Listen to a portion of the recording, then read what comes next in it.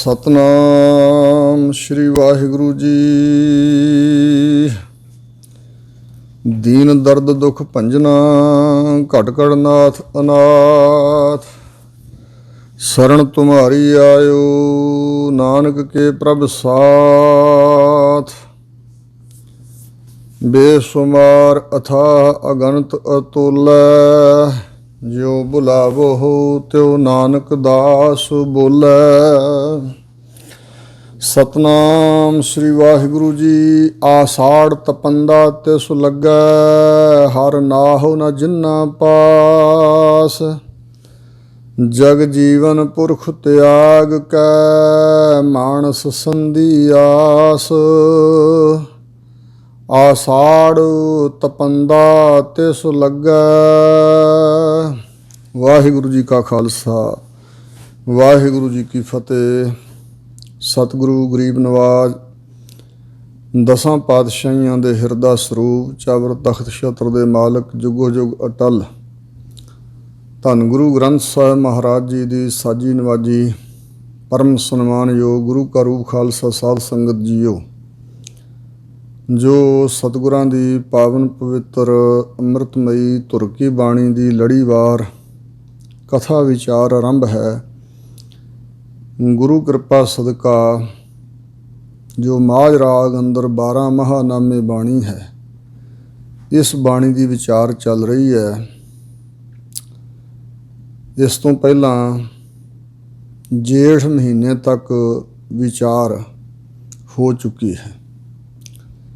ਅੱਗੇ ਜੋ ਹਾੜ ਮਹੀਨਾ ਜਿਸ ਨੂੰ ਅਸੀਂ ਕਹਿੰਦੇ ਹਾਂ, ਗੁਰੂ ਕੀ ਬਾਣੀ ਵਿੱਚ ਆਸ਼ਾੜ ਲਿਖਿਆ ਹੋਇਆ, ਇਸ ਮਹੀਨੇ ਤੋਂ ਵਿਚਾਰ ਆਰੰਭ ਹੋ ਰਹੀ ਹੈ। ਹਜ਼ੂਰ ਸ਼੍ਰੀ ਗੁਰੂ ਅਰਜਨ ਦੇਵ ਮਹਾਰਾਜ ਬਚਨ ਫਰਮਾਉਂਦੇ ਨੇ, ਆਸ਼ਾੜ ਤਪੰਦਾ ਤਿਸ ਲੱਗੈ ਹਰ ਨਾਹੁ ਨ ਜਿੰਨਾ ਪਾਸ। ਹਾੜ ਦਾ ਮਹੀਨਾ ਗ੍ਰੀਸ਼ਮ ਰੁੱਤ ਹੈ। ਬਹੁਤ ਜ਼ਿਆਦਾ ਸੂਰਜ ਤਪਦਾ ਹੈ, ਤਪਸ਼ ਪੈਂਦੀ ਹੈ। ਸਰੀਰਕ ਤੌਰ 'ਤੇ ਸਾਰੇ ਲੋਕਾਂ ਨੂੰ, ਮਨੁੱਖਾਂ ਨੂੰ, ਪਸ਼ੂ ਪੰਛੀਆਂ, ਜਾਨਵਰਾਂ ਨੂੰ ਜੋ ਤਪਸ਼ ਪ੍ਰਤੀਤ ਹੁੰਦੀ ਹੈ, ਗਰਮੀ ਜ਼ਿਆਦਾ ਲੱਗਦੀ ਹੈ। ਸੋ ਇਹ ਗਰਮੀ ਦੀ ਰੁੱਤ ਹੈ, ਗ੍ਰੀਸ਼ਮ ਰੁੱਤ ਹੈ। ਤਾਂ ਸਤਿਗੁਰੂ ਮਹਾਰਾਜ ਇੱਥੇ ਸਾਨੂੰ ਪਰਮਾਰਥਕ ਉਪਦੇਸ਼ ਦੇ ਰਹੇ ਨੇ।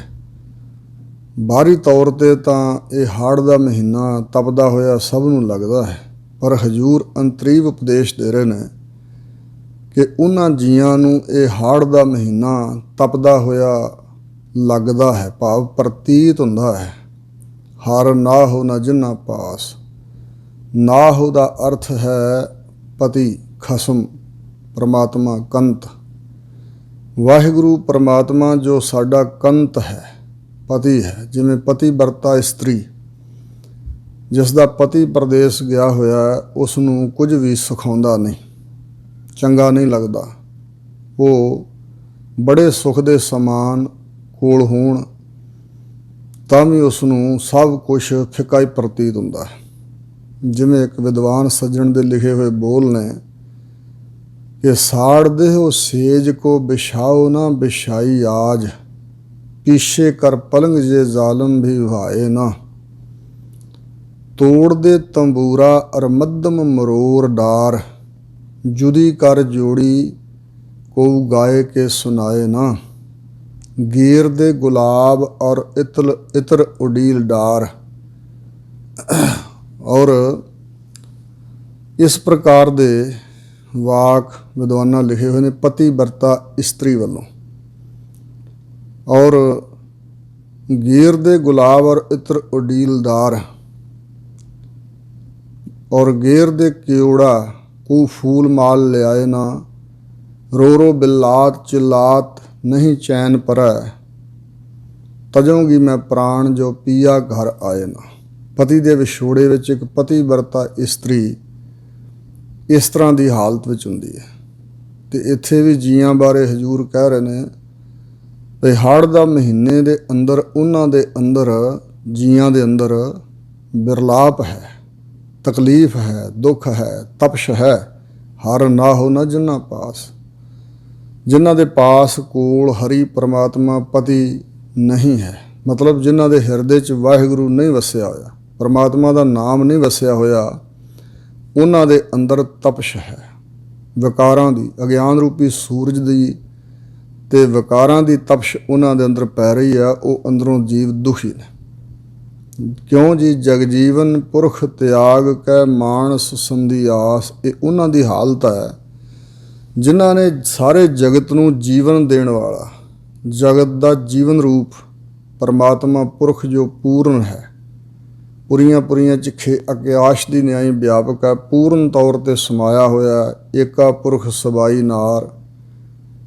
ਕਿਉਂਕਿ ਪਰਮਾਤਮਾ ਸੁਤੰਤਰ ਹਸਤੀ, ਉਸ ਨੂੰ ਪੁਰਖ ਕਿਹਾ ਗਿਆ, ਤੇ ਜੀ ਪਰਤੰਤਰ ਹਨ, ਇਸ ਕਰਕੇ ਇਸਤਰੀ ਰੂਪਕ ਅਲੰਕਾਰ ਵਿੱਚ ਜੀਆਂ ਨੂੰ ਕਿਹਾ ਗਿਆ। ਉਹ ਜੋ ਜਗਜੀਵਨ ਪੁਰਖ ਹੈ ਉਸ ਨੂੰ ਤਿਆਗ ਦਿੱਤਾ ਜੀਆਂ ਨੇ, ਮਨ ਵਿੱਚੋਂ ਵਿਸਾਰ ਦਿੱਤਾ, ਚੇਤਾ ਭੁਲਾ ਦਿੱਤਾ। ਤੇ ਮਾਨਸ ਸੰਧੀ ਆਸ, ਸੰਧੀ ਦੀ ਮਾਨਸਾਂ ਦੀ, ਮਨੁੱਖਾਂ ਦੀ ਆਸ, ਜਿਸ ਬਾਰੇ ਹਜ਼ੂਰ ਨੇ ਕਿਹਾ ਮਾਨੁਖ ਕੀ ਟੇਕ ਬਿਰਥੀ ਸਭ ਜਾਨ। ਮਨੁੱਖ ਤੇ ਟੇਕ ਲਾ ਲੈਂਦੇ ਅਸੀਂ। ਭਾਈ ਗੁਰਦਾਸ ਨੇ ਕਿਹਾ ਸਤਿਗੁਰ ਸਾਹਿਬ ਛੱਡ ਕੇ ਮਨਮੁਖ ਹੋਏ ਬੰਦੇ ਦਾ ਬੰਦਾ। ਬੰਦਿਆਂ ਉੱਪਰ, ਮਨੁੱਖਾਂ ਦੇ ਉੱਪਰ ਆਸ ਲਾ ਕੇ ਅਸੀਂ ਬਹਿ ਜਾਂਦੇ ਹਾਂ। ਇਸ ਕਰਕੇ ਹਜ਼ੂਰ ਕਹਿੰਦੇ ਅੰਦਰ ਤਪਸ਼ ਪੈ ਰਹੀ, ਸਾੜਾ ਅੰਦਰ ਸੜਕਾ ਤਾਂ ਹੀ ਹੈ। ਅੰਦਰੋਂ ਜੀਵ ਦੁਖੀ ਹਨ, ਮਿਰਲਾਉਂਦੇ ਹਨ, ਕੁਰਲਾਉਂਦੇ ਹਨ, ਕਿਉਂਕਿ ਮਨੁੱਖਾਂ ਦੀ ਆਸ ਵਿੱਚ ਜੀਉ ਰਹੇ ਨੇ। ਦੋਇਆ ਭਾਏ ਵਿਗੁਚੀ ਹੈ, ਗੱਲ ਪਈ ਸੋ ਜਮ ਕੀ ਫਾਸ। ਦੋਇਆ ਮਤਲਬ ਦੂਜੇ, ਭਾਏ ਪ੍ਰੇਮ ਪਿਆਰ, ਮਤਲਬ ਹੈ ਕਿ ਸੰਸਾਰ ਦਾ ਜੋ ਮੋਹ ਹੈ ਉਸ ਵਿੱਚ ਪੈ ਕੇ ਤਾਂ ਵਿਗੁਚੀ ਹੈ, ਖੁਆਰ ਹੀ ਹੋਈਦਾ ਹੈ, ਖੁਆਰੀ ਹੁੰਦੀ ਹੈ, ਖੁਆਰ ਹੋਣਾ ਪੈਂਦਾ, ਦੁਖੀ ਹੋਣਾ ਪੈਂਦਾ ਹੈ। ਸੋ ਖੁਆਰ ਹੋਣ ਦਾ ਮਤਲਬ ਹੈ ਭਈ ਕੋਈ ਦਰ ਟਿਕਾਣਾ ਨਾ ਮਿਲਣਾ ਤੇ ਭਰਮਦੇ ਭਟਕਦੇ ਫਿਰਨਾ। ਜਿਹੜਾ ਵਾਹਿਗੁਰੂ ਨੂੰ ਛੱਡ ਕੇ ਦੂਜੀ ਮਾਇਆ ਜਗਤ ਚਿਤ ਵਾਸ, ਦੂਜੀ ਮਾਇਆ ਹੈ।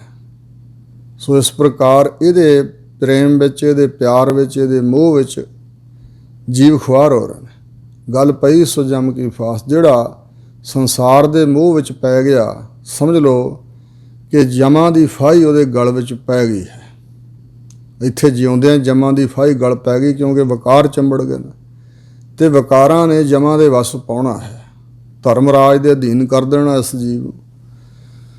ਜਿਹਾ ਬੀਜੈ ਸੋ ਲੁਣੈ ਮੱਥੈ ਜੋ ਲਿਖਿਆਸ। ਇਹ ਤਾਂ ਸਾਰੇ ਹੀ ਲੋਕ ਜਾਣਦੇ ਨੇ ਕਿ ਖੇਤਾਂ ਦੇ ਵਿੱਚ, ਜ਼ਮੀਨ ਦੇ ਅੰਦਰ ਜਿਹੋ ਜਿਹਾ ਬੀਜ ਬੀਜੀਦਾ ਹੈ ਸੋ ਲੁਣਾ ਉਹੋ ਹੀ ਜੀਵ ਵੱਢਦਾ ਹੈ। ਇਸੇ ਤਰ੍ਹਾਂ ਕਰਮਾਂ ਰੂਪੀ ਬੀਜ ਇਹ ਸਰੀਰ ਰੂਪੀ ਧਰਤੀ ਦੇ ਅੰਦਰ ਜੀਵ ਜੋ ਬੀਜਦਾ ਹੈ ਉਹੀ ਮਸਤਕ ਤੇ ਫਲ ਵਜੋਂ ਲਿਖਿਆ ਜਾਂਦਾ ਹੈ ਭਈ ਇਸ ਕਰਮ ਦਾ ਇਹ ਫਲ ਇਹ ਭੋਗੇਗਾ। ਮੱਥੈ ਜੋ ਲਿਖਿਆਸ ਸੋ ਲੁਣਾ, ਵੱਢਦਾ ਮਤਲਬ ਉਹ ਫਲ ਖਾਂਦਾ, ਉਸ ਫਲ ਨੂੰ ਪ੍ਰਾਪਤ ਕਰਦਾ ਜੀਵ। ਇਹ ਪ੍ਰਮਾਤਮਾ ਵੱਲੋਂ ਵਿਧਾਨ ਬਣਾਇਆ ਹੋਇਆ।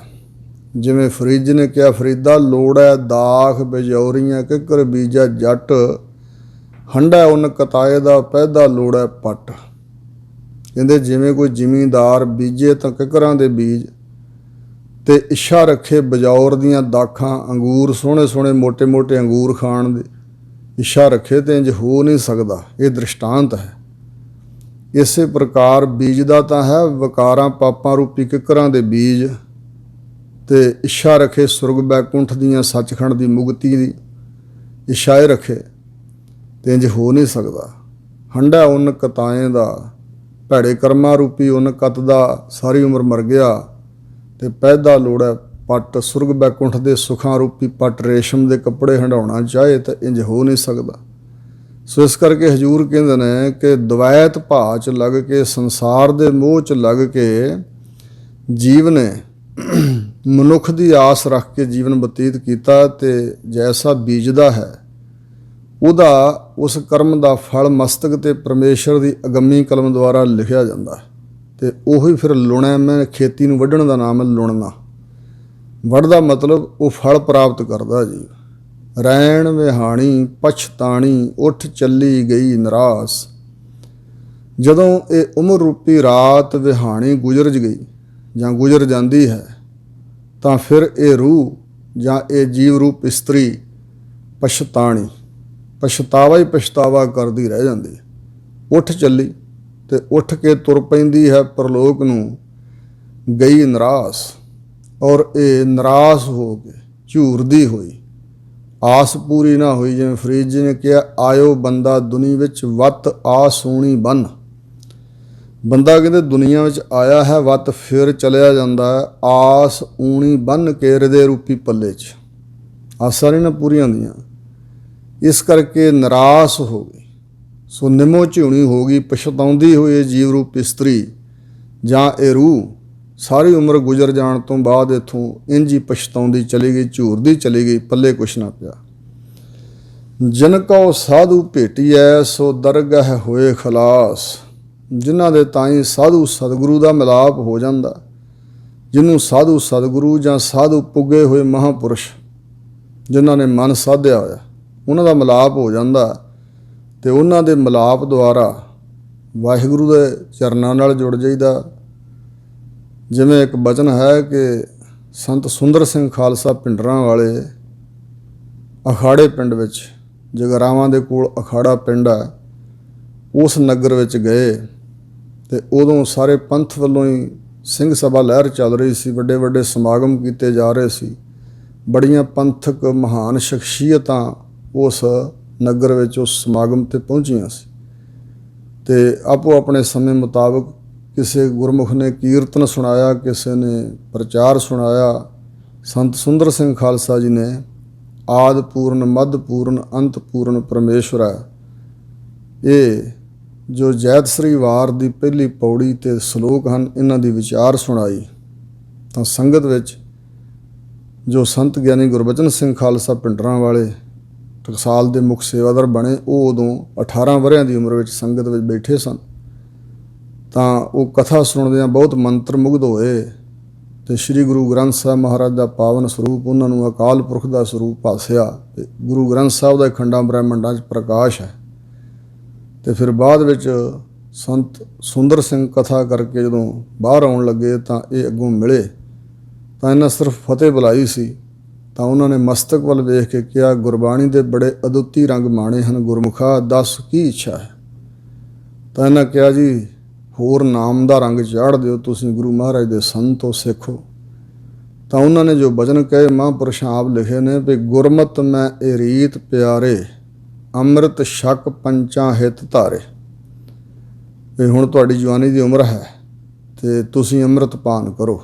ਇਹ ਗੁਰਮਤਿ ਵਿੱਚ ਰੀਤ ਹੈ, ਗੁਰੂ ਮਹਾਰਾਜ ਦੇ ਚਰਨੀ ਲੱਗੋ, ਮਨੋ ਤਨੋ ਹੋ ਗਏ। ਭਾਵੇਂ ਕਿ ਬਚਪਨ ਵਿੱਚ ਆਪ ਜੀ ਨੇ ਅੰਮ੍ਰਿਤ ਛਕਿਆ ਹੋਇਆ ਸੀ, ਭਾਵ ਕਿ ਗੁੜਤੀ ਅੰਮ੍ਰਿਤ ਦੀ ਦਿੱਤੀ ਹੋਈ ਸੀ। ਤਾਂ ਫਿਰ ਉਸ ਵੇਲੇ ਆਪ ਸੰਤ ਸੁੰਦਰ ਸਿੰਘ ਜੀ 5 ਪਿਆਰੇ ਸਾਹਿਬਾਨਾਂ 'ਚ ਲੱਗੇ ਅਤੇ ਇਹਨਾਂ ਨੇ ਅੰਮ੍ਰਿਤ ਪਾਨ ਕੀਤਾ। ਅਤੇ ਦੱਸਦੇ ਸੀ ਕਿ ਜਦੋਂ ਅੰਮ੍ਰਿਤ ਛਕਾਇਆ ਗਿਆ ਅਤੇ ਉਸ ਵੇਲੇ ਹੀ ਵਾਹਿਗੁਰੂ ਮੰਤਰ ਦਾ ਇੱਕ ਰਸ ਜਾਪ ਸਾਡੇ ਹਿਰਦੇ ਸ਼ੁਰੂ ਹੋ ਗਿਆ।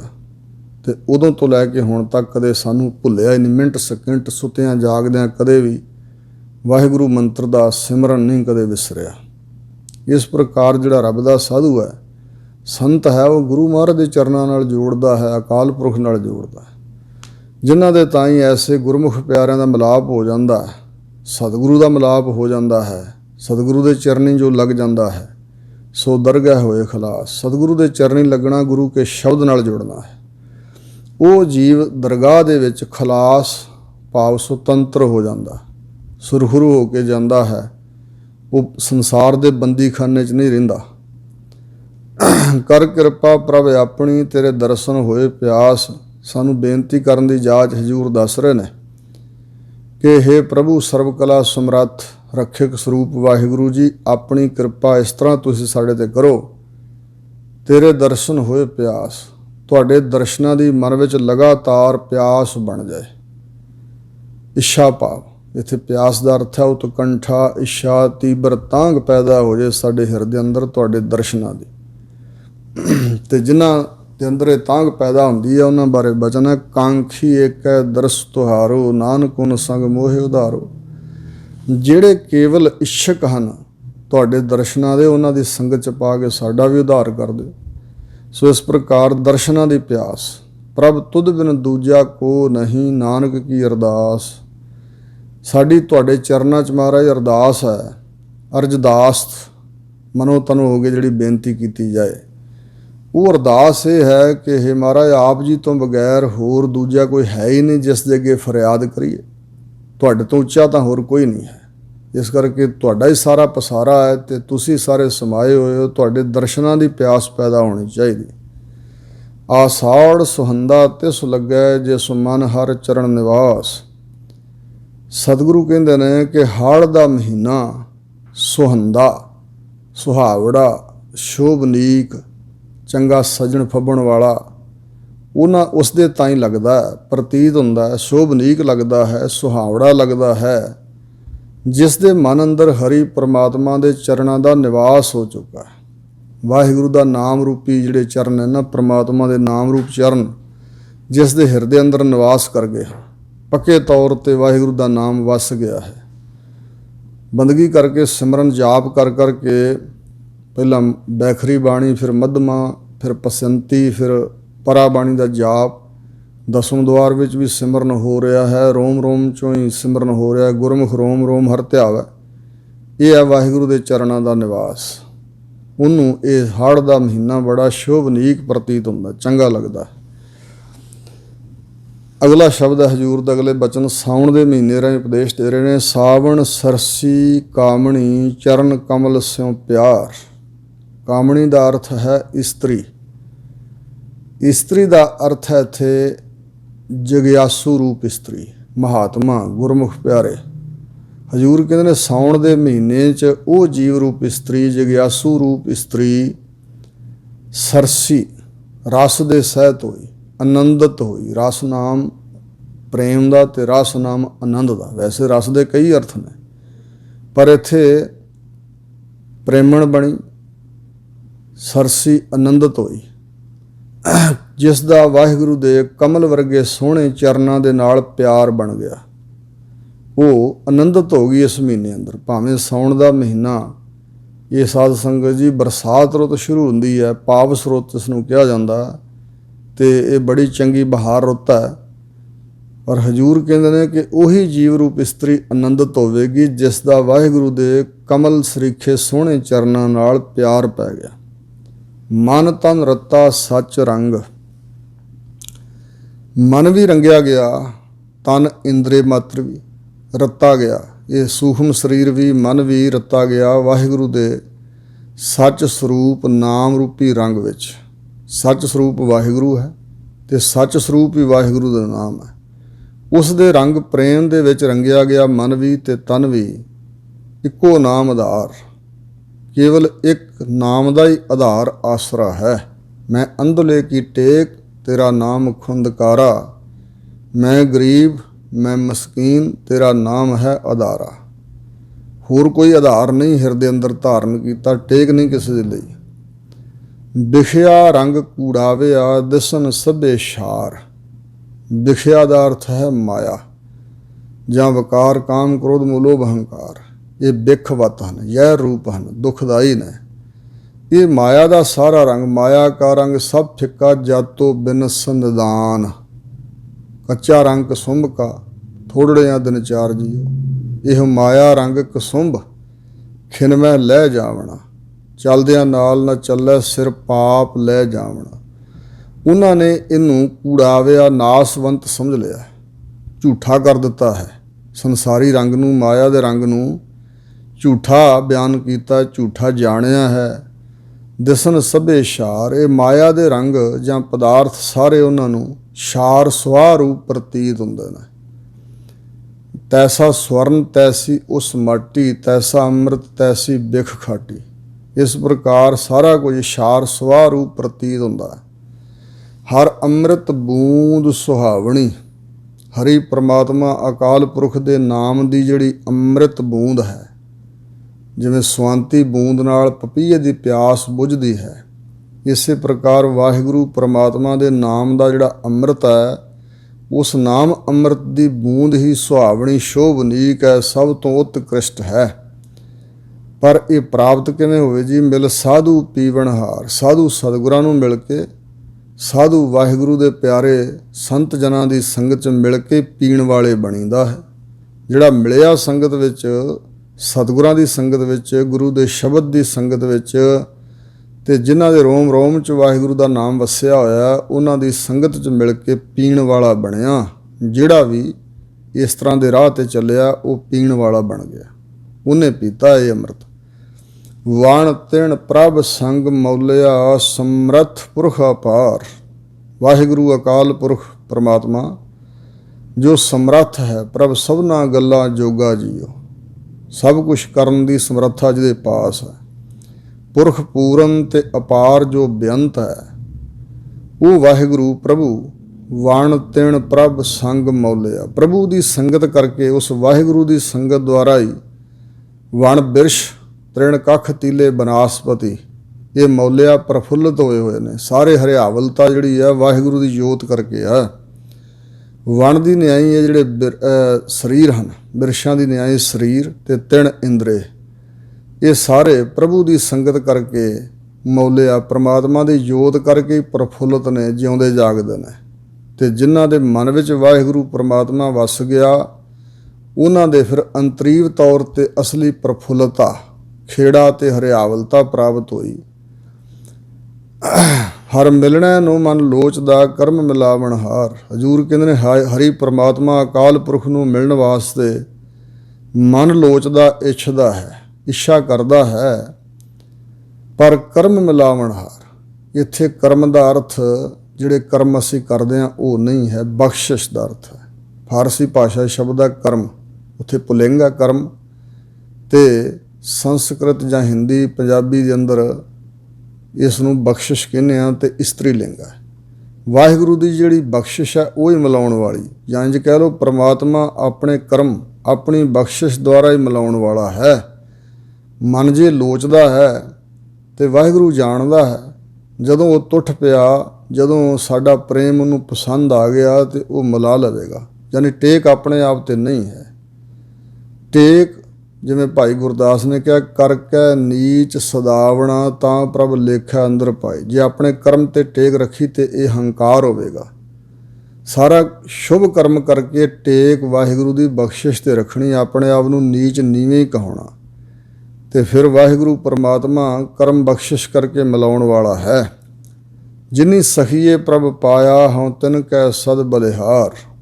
ਜਿਨ੍ਹਾਂ ਸਖੀਆਂ ਮਹਾਤਮਾ ਬ੍ਰਹਮ ਗਿਆਨੀ ਵਾਹਿਗੁਰੂ ਦੇ ਪਿਆਰੇ ਗਿਆਨਵਾਨ, ਜਿਨ੍ਹਾਂ ਸਖੀਆਂ ਨੇ ਪ੍ਰਭੂ ਪਰਮਾਤਮਾ ਨੂੰ ਪ੍ਰਾਪਤ ਕਰ ਲਿਆ ਹੈ, ਅਸੀਂ ਉਹਨਾਂ ਤੋਂ ਸਦ ਸੈਂਕੜੇ ਵਾਰੀ, ਸਦ ਹਮੇਸ਼ਾ, ਸਦੀਵੀ ਕਾਲ ਲਈ ਬਲਿਹਾਰ ਜਾਂਦੇ ਹਾਂ, ਕੁਰਬਾਨ ਜਾਂਦੇ ਹਾਂ, ਸਦਕੇ ਜਾਂਦੇ ਹਾਂ। ਨਾਨਕ ਹਰਜੀ ਮਇਆ ਕਰ, ਸ਼ਬਦ ਸਵਾਰਨ ਹਾਰ।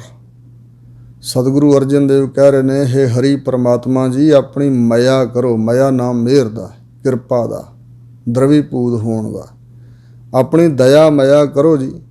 ਤੇ ਤੁਸੀਂ ਮਹਾਰਾਜ ਗੁਰੂ ਕੇ ਸ਼ਬਦ ਨਾਲ ਜੋੜ ਕੇ ਸਵਾਰਨ ਵਾਲੇ ਹੋ ਸਾਡੀ ਜ਼ਿੰਦਗੀ ਨੂੰ, ਸਾਡੇ ਅੰਦਰਲੇ ਨੂੰ, ਸਾਡੇ ਹਿਰਦੇ ਨੂੰ, ਸਾਡੀ ਬੁੱਧ ਨੂੰ, ਸਾਡੇ ਚਿੱਤ ਨੂੰ, ਸਾਡੇ ਮਨ ਨੂੰ ਸਵਾਰਨ ਵਾਲੇ ਤੁਸੀਂ ਹੋ ਸੱਚੇ ਪਾਤਸ਼ਾਹ। ਅੰਦਰੋਂ ਸਾਨੂੰ ਸਵਾਰ ਦਿਓ ਗੁਰੂ ਕੇ ਸ਼ਬਦ ਵਿੱਚ ਲਾ ਕੇ। ਸਾਵਣ ਤਿਨਾ ਸੁਹਾਗਣੀ, ਜਨ ਰਾਮ ਨਾਮ ਓ ਰਿਹਾਰ।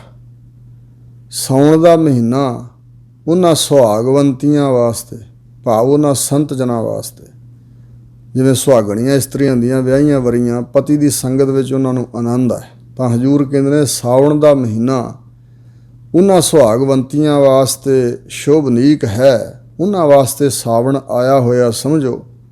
ਜਿਨ ਰਾਮ ਨਾਮ ਓ ਰਿਹਾਰ, ਜਿਨ੍ਹਾਂ ਦੇ ਔਰ ਹਿਰਦੇ ਦੇ ਅੰਦਰ ਰਾਮ ਪਰਮਾਤਮਾ ਦੇ ਨਾਮ ਦਾ ਹਾਰ ਪਿਆ ਹੋਇਆ, ਅੰਤਸ਼ਕਰਨ ਦੇ ਅੰਦਰ ਕੰਠਾ ਭੂਖਣ ਬਣਾ ਕੇ ਵਾਹਿਗੁਰੂ ਦੇ ਨਾਮ ਨੂੰ ਉਹਨਾਂ ਨੇ ਹਾਰ ਬਣਾ ਕੇ ਪਰੋਇਆ ਹੋਇਆ ਆਪਣੇ ਹਿਰਦੇ ਅੰਦਰ।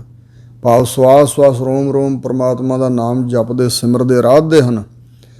ਉਹਨਾਂ ਵਾਸਤੇ ਬ੍ਰਹਮ ਗਿਆਨੀਆਂ ਰੂਪ ਸੁਹਾਗਣਾ ਵਾਸਤੇ ਸਾਉਣ ਦਾ ਮਹੀਨਾ ਅਸਲ ਸਾਉਣ ਹੈ, ਆਨੰਦਤ ਹੈ, ਖੁਸ਼ੀ ਦੇਣ ਵਾਲਾ ਹੈ। ਹੁਣ ਸਤਿਗੁਰੂ ਮਹਾਰਾਜ ਭਾਦਰੋਂ ਦੇ ਮਹੀਨੇ ਰਾਹੀਂ ਉਪਦੇਸ਼ ਬਖਸ਼ਿਸ਼ ਕਰ ਰਹੇ ਨੇ। ਭਾਦੋਏ ਭਰਮ ਭੁਲਾਣੀਆਂ, ਦੂਜੇ ਲੱਗਾ ਹੇਤ। ਭਾਦੋਏ ਦਾ ਅਰਥ ਦੂਜਾ ਭਾਵ ਸੰਸਾਰ ਦਾ ਮੋਹ। ਭਾਦਰੋਂ ਮਹੀਨੇ ਦੇ ਅਰਥ ਵੀ ਇਹੋ ਹੀ ਕਰ ਰਹੇ ਨੇ ਸਤਿਗੁਰੂ ਮਹਾਰਾਜ, ਭਈ ਜਿਹੜੀਆਂ ਜੀਵ ਰੂਪ ਇਸਤਰੀਆਂ ਭਰਮ ਵਿੱਚ ਪੈ ਕੇ ਭੁਲਾਣੀਆਂ ਰਾਹ ਤੋਂ ਖੁੰਝ ਗਈਆਂ, ਕੁਰਾਹੇ ਪੈ ਚੁੱਕੀਆਂ ਹਨ। ਦੂਜਾ ਲੱਗਾ ਹੇਤ ਤਾਂ ਕੁਰਾਹੇ ਪਈਆਂ, ਕਹਿੰਦੇ ਦੂਜਾ ਜਿਹੜਾ ਸੰਸਾਰ ਆ ਨਾ, ਮੋਹ ਸੰਸਾਰ ਦਾ, ਉਹਦੇ ਵਿੱਚ ਦਵੈਤ ਵਿੱਚ ਇਹਨਾਂ ਦਾ ਹਿੱਤ ਲੱਗ ਗਿਆ ਹੈ। ਹੇਤ ਪ੍ਰੇਮ ਮੋਹ ਦਵੈਤ ਵਿੱਚ ਲੱਗ ਗਿਆ, ਤੇ ਇਸ ਕਰਕੇ ਭਰਮ ਵਿੱਚ ਪੈ ਕੇ, ਭਟਕਣਾ ਵਿੱਚ ਪੈ ਕੇ ਅਸਲ ਮਾਰਗ ਤੋਂ, ਜੀਵਨ ਦੇ ਮਾਰਗ ਤੋਂ, ਜਿਸ ਵਾਸਤੇ ਮਨੁੱਖਾ ਜੀਵਨ ਮਿਲਿਆ ਸੀ, ਵਾਹਿਗੁਰੂ ਦੀ ਬੰਦਗੀ ਕਰਨ ਵਾਲੇ ਪਾਸੇ ਚੱਲਣ ਤੋਂ, ਉਸ ਰਾਹ ਤੋਂ ਭੁੱਲ ਗਈਆਂ ਹਨ। ਲੱਖ ਸ਼ਿੰਗਾਰ ਬਣਾਇਆ ਕਾਰਜ ਨਾਹੀ ਕੇਤ। ਲੱਖਾਂ ਸਾਧਨਾ ਰੂਪੀ ਸ਼ਿੰਗਾਰ ਭਾਵੇਂ ਬਣਾ ਲੈਣ, ਪਰ ਉਹ ਸ਼ਿੰਗਾਰ ਬਣਾਏ ਹੋਏ, ਭੇਖ ਬਣਾਏ ਹੋਏ ਕਿਸੇ ਕਾਰਜ ਨਹੀਂ ਹਨ, ਕਿਸੇ ਕੰਮ ਨਹੀਂ। ਕਿਤਾ ਨਾ ਆਵੇ ਕਾਮ, ਜਿਵੇਂ ਬਚਨ ਆਏ ਹਨ, ਇਸੇ ਤਰ੍ਹਾਂ ਕਾਰਜ ਨਾ ਹੀ ਕੇਤ। ਕੇਤ ਕਿਸੇ ਵੀ ਕਾਰਜ ਨਹੀਂ ਹਨ ਉਹ ਸ਼ਿੰਗਾਰ ਬਣਾਏ ਹੋਏ। ਜਿਵੇਂ ਕਿਸੇ ਇਸਤਰੀ ਦਾ ਪਤੀ ਤੁਹਾਨੂੰ ਛੱਡ ਦੇਵੇ ਤੇ ਉਹ ਵੰਨ ਸੁਵੰਨੇ ਹਾਰ ਸ਼ਿੰਗਾਰ ਲਾਈ ਫਿਰੇ ਤੇ ਉਹਨੇ ਬਦਨਾਮੀ ਖੱਟਣੀ ਹਨ, ਊਜਾਂ ਲੱਗਣੀਆਂ ਹਨ। ਇਸ ਪ੍ਰਕਾਰ ਇਉਂ ਜਿਹੜੇ ਸਾਧਨ ਕੀਤੇ ਵਿਖਾਵੇ ਦੇ ਧਾਰਮਿਕ ਕੰਮ ਜਾਂ ਭੇਖ ਬਣਾ ਲਏ, ਇਹ ਲੱਖਾਂ ਸ਼ਿੰਗਾਰ ਕੀਤੇ ਪਰ ਕਿਸੇ ਕੰਮ ਨਾ ਆਏ। ਜਿਤ ਦਿਨ ਦੇਹ ਬਿਨਸੀ, ਜਿਤ ਜਿਸ ਦਿਨ ਦੇਹ ਇਹ ਸਰੀਰ ਪੰਜਾਂ ਤੱਤਾਂ ਦਾ ਬਿਨਸੀ, ਬਿਨਸਦਾ ਹੈ, ਬਿਨਸ ਜਾਏਗਾ। ਤਿਤ ਵੇਲੇ ਕਹਿਸਨ ਪ੍ਰੇਤ, ਉਸ ਵੇਲੇ ਇਹਨੂੰ ਮੁਰਦਾ ਕਰਾਰ ਦੇ ਕੇ ਸਾਰੇ ਅਪਵਿੱਤਰ ਕਹਿਣਗੇ। ਪ੍ਰੇਤ ਦਾ ਅਰਥ ਹੈ ਵੀ ਮੁਰਦਾ ਸਰੀਰ ਅਪਵਿੱਤਰ ਮੰਨਿਆ ਜਾਂਦਾ। ਫਿਰ ਬਹੁਤਾ ਚਿਰ ਲੋਕ ਘਰ ਰੱਖ ਨਹੀਂ ਸਕਦੇ ਔਰ ਸਾਰੇ ਕਾਲੇ ਹੁੰਦੇ ਨੇ ਵੀ ਛੇਤੀ ਹੁਣ ਇਹਨੂੰ ਕੱਢ ਦਿੱਤਾ ਜਾਏ, ਇਹਦਾ ਸੰਸਕਾਰ ਕਰ ਦਿੱਤਾ ਜਾਏ। ਜਿਤ ਦਿਨ ਦੇਹ ਬਿਨਸੀ, ਜਿਸ ਦਿਨ ਵੀ ਸਰੀਰ ਬਿਨਸ ਜਾਏਗਾ, ਦੇਹ ਬਿਨਸ ਜਾਏਗੀ ਇਹ ਪੰਜਾਂ ਤੱਤਾਂ ਦੀ, ਤੇ ਉਸ ਵੇਲੇ ਸਾਰੇ ਨੂੰ ਪ੍ਰੇਤ ਹੀ ਕਹਿਣਗੇ। ਜਦੋਂ ਤੱਕ ਆਤਮਾ ਵਿੱਚ ਵਸਦੀ ਹੈ, ਰੂਹ ਵਸਦੀ ਹੈ, ਉਦੋਂ ਤੱਕ ਤਾਂ ਜਿਉਂਦਾ ਜਾਗਦਾ ਇਨਸਾਨ ਹੈ, ਇਹਦੇ ਨਾਲ ਮਤਲਬ ਹੈ ਲੋਕਾਂ ਨੂੰ, ਸੰਬੰਧੀਆਂ ਨੂੰ। ਪਰ ਜਦੋਂ ਇਹ ਦੇਹ ਵਿੱਚੋਂ ਆਤਮਾ ਨਿਕਲ ਜਾਏਗੀ, ਸਰੀਰ ਮੁਰਦਾ ਹੋ ਜਾਏਗਾ, ਸਾਰੇ ਇਹਨੂੰ ਪ੍ਰੇਤ ਅਪਵਿੱਤਰ ਕਹਿਣਗੇ। ਪਕੜ ਚਲਾਇਨ ਦੂਤ ਜਮ ਕਿਸੇ ਨਾ ਦੇਣੀ ਭੇਦ, ਪਕੜ ਕੇ ਫੜ ਕੇ ਸੰਗੀ ਤੋਂ ਇਸ ਰੂਹ ਨੂੰ ਚਲਾਇਨ ਤੋਰ ਲੈਣਗੇ ਧਰਮਰਾਜ ਦੇ ਦੂਤ, ਤੇ ਕਿਸੇ ਨੂੰ ਵੀ ਇਹ ਭੇਦ ਨਹੀਂ ਦੇਣਗੇ ਵੀ ਤੂੰ ਕਿੱਥੇ ਲੈ ਕੇ ਚੱਲਿਆ। ਸੋ ਹਜ਼ੂਰ ਨੇ ਕਿਹਾ, ਇੱਕ ਦੱਜਾ ਇੱਕ ਦੱਬੀ, ਇੱਕ ਨਾ ਕੁੱਤੇ ਖਾਹੇ, ਇੱਕ ਪਾਣੀ ਵਿੱਚ ਉਸੱਟੀ, ਇੱਕ ਭੀ ਫਿਰ ਹੱਸਣ ਪਾਹੇ। ਨਾਨਕ ਏਵ ਨਾ ਜਾਪੇ ਕਿੱਥਾ ਜਾਏ ਸਮਾਹੇ। ਕਿਸੇ ਨੂੰ ਕੋਈ ਭੇਦ ਨਹੀਂ, ਭਾਵੇਂ ਕਿ ਹਰ ਚੜ੍ਹਾਈ ਕਰਕੇ ਪ੍ਰਾਣੀ ਨੂੰ ਲੋਕ ਸਵਰਗਵਾਸੀ, ਸੱਚਖੰਡ ਵਾਸੀ ਕਈ ਖਿਤਾਬ ਦਿੰਦੇ ਨੇ, ਪਰ ਇਹ ਕਿਸੇ ਕੋਲ ਤੇ ਕੋਈ ਅਥਾਰਟੀ ਲੈਟਰ ਜਾਂ ਗਿਆਨ ਨਹੀਂ ਹੈ ਕਿ ਉਹ ਪ੍ਰਾਣੀ ਸੱਚਖੰਡ ਨੂੰ ਗਿਆ, ਸਵਰਗ ਨੂੰ ਗਿਆ, ਨਰਕਾਂ ਨੂੰ ਗਿਆ, ਕਿਸੇ ਜੂਨ ਵਿੱਚ ਪੈ ਗਿਆ, ਕਿੱਥੇ ਗਿਆ।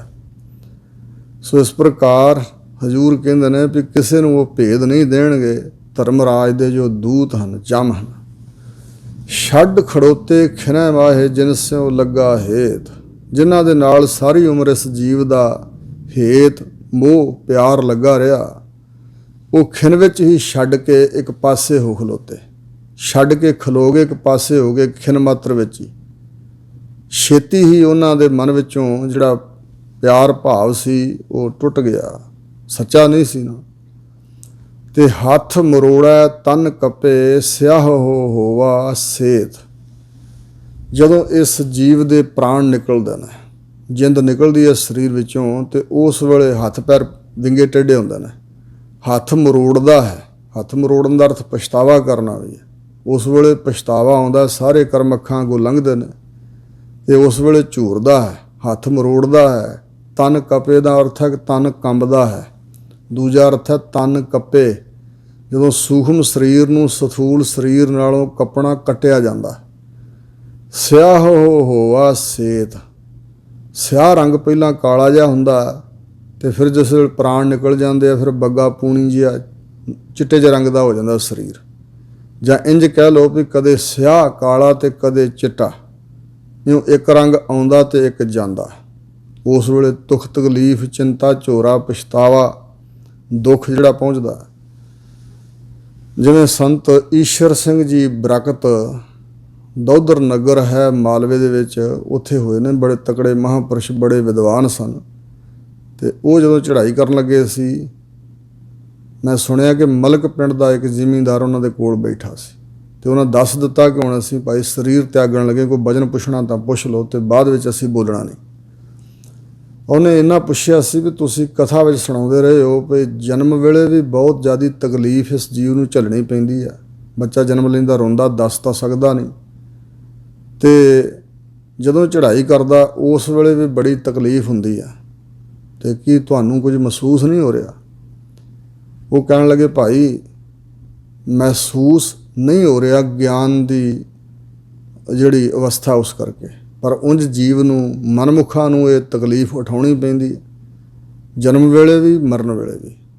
ਜਿਵੇਂ ਕੰਡਿਆਂ ਵਾਲਾ ਛਾਪਾ ਮੂੰਹ 'ਚ ਪਾ ਕੇ ਬਾਹਰ ਨੂੰ ਗੁਦਾ ਵਿੱਚ ਦੀ ਖਿੱਚੀਏ ਅਤੇ ਆਂਦਰਾਂ ਬਾਹਰ ਆਉਂਦੀਆਂ, ਅਤੇ ਜਾਂ ਇੰਝ ਵੀ ਕਹਿੰਦੇ ਨੇ 70,000 ਬਿੱਛੂ ਜਿਵੇਂ ਡੰਗ ਮਾਰੇ, ਅਤੇ ਉਨੀ ਤਕਲੀਫ ਹੁੰਦੀ ਹੈ ਜਨਮ ਵੇਲੇ ਵੀ ਮਰਨ ਵੇਲੇ ਵੀ।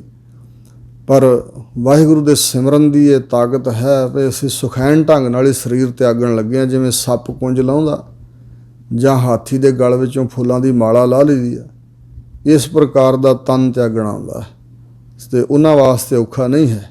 ਬਾਕੀ ਸਾਰਿਆਂ ਦੇ ਤਾਈਂ ਇਹ ਸਰੀਰ ਤਿਆਗਣ ਵੇਲੇ ਜਿਹੜਾ ਦੁੱਖ ਹੁੰਦਾ ਉਹ ਬਹੁਤ ਵੱਡਾ ਹੈ। ਹੱਥ ਮਰੋੜਾ ਤਨ ਕਪੇ ਸਿਆਹ ਹੋਵਾ ਸੇਧ। ਹਜ਼ੂਰ ਕਹਿੰਦੇ ਨੇ ਜਿਹਾ ਬੀਜੈ ਸੋ ਲੁਣਾ। ਮਨੁੱਖਾ ਜਨਮ ਤਾਂ ਮਿਲ ਗਿਆ ਸੀ, ਪਰ ਇਸ ਦੇ ਅੰਦਰ ਇਹ ਸਰੀਰ ਇੱਕ ਧਰਤੀ ਸੀ। ਇਹ ਧਰਤੀ ਦੇ ਅੰਦਰ ਬੀਜ ਬੀਜਣਾ ਸੀ ਚੰਗੇ ਕਰਮਾਂ ਦਾ, ਪਰ ਜੀਵ ਮਾਇਆ ਦੇ ਮੋਹ 'ਚ ਗਰਸਿਆ ਹੋਇਆ, ਸੰਬੰਧੀਆਂ ਧੀਆਂ ਪੁੱਤਰਾਂ, ਧਰਮ ਪਤਨੀ ਆਦਿਕ ਜਿੰਨੇ ਵੀ ਹਨ, ਉਹਨਾਂ ਦੇ ਮੋਹ 'ਚ ਗਰਸਿਆ ਹੋਇਆ, ਅਤੇ ਸੰਸਾਰ ਨੂੰ ਸੱਚਾ ਮੰਨ ਕੇ ਅਗਿਆਨ ਵਸ ਮਾੜੇ ਕਰਮ ਕਮਾਉਂਦਾ। ਤਾਂ ਹਜ਼ੂਰ ਕਹਿੰਦੇ ਨੇ ਜੈਸਾ ਬੀਜਦਾ ਹੈ ਜੀਵ ਸੋ ਲੁਣਾ, ਉਸਾ ਹੀ ਵੱਢਦਾ ਹੈ। ਕਿਉਂਕਿ ਕਰਮ ਧਰਤੀ ਸਰੀਰ ਜੁਗ ਅੰਦਰ ਸੋ ਜੋ ਬੋਵੈ ਸੋ ਖਾਤ। ਇਹ ਕਰਮਾਂ ਦੀ ਧਰਤੀ ਹੈ, ਇਹ ਮਨੁੱਖਾ ਦੇਹੀ। ਇਹਦੇ 'ਚ ਕਰਮਾਂ ਦਾ ਬੀਜ ਬੀਜਣਾ ਸੀ, ਸ਼ੁਭ ਕਰਮਾਂ ਦਾ, ਖਾਸ ਕਰਕੇ ਵਾਹਿਗੁਰੂ ਦੇ ਸਿਮਰਨ ਦਾ। ਕਰਮਾਂ ਸੰਦੜਾ ਖੇਤ ਹੈ ਇਹ ਸਰੀਰ ਮਨੁੱਖਾ ਦੇਹੀ। ਬਾਕੀ ਜੂਨਾਂ ਭੋਗ ਜੂਨੀਆਂ ਹਨ। ਬਾਕੀ ਸਮਝ ਲਓ ਤਾਂਬੇ ਦੀਆਂ ਧਰਤੀਆਂ, ਪੱਥਰ ਦੀਆਂ ਧਰਤੀਆਂ ਹਨ ਬਾਕੀ ਜੂਨਾਂ। ਇਹ ਮਿੱਟੀ ਦੀ ਧਰਤੀ ਹੈ ਜਿਹਦੇ 'ਚ ਬੀਜ ਬੀਜਿਆ ਹੋਇਆ ਹਰਾ ਹੁੰਦਾ, ਉੱਗਦਾ ਹੈ, ਅਤੇ ਇਹ ਕਰਮ ਜੂਨੀ ਹੈ। ਬਾਕੀ ਭੋਗ ਜੂਨੀਆਂ ਹਨ।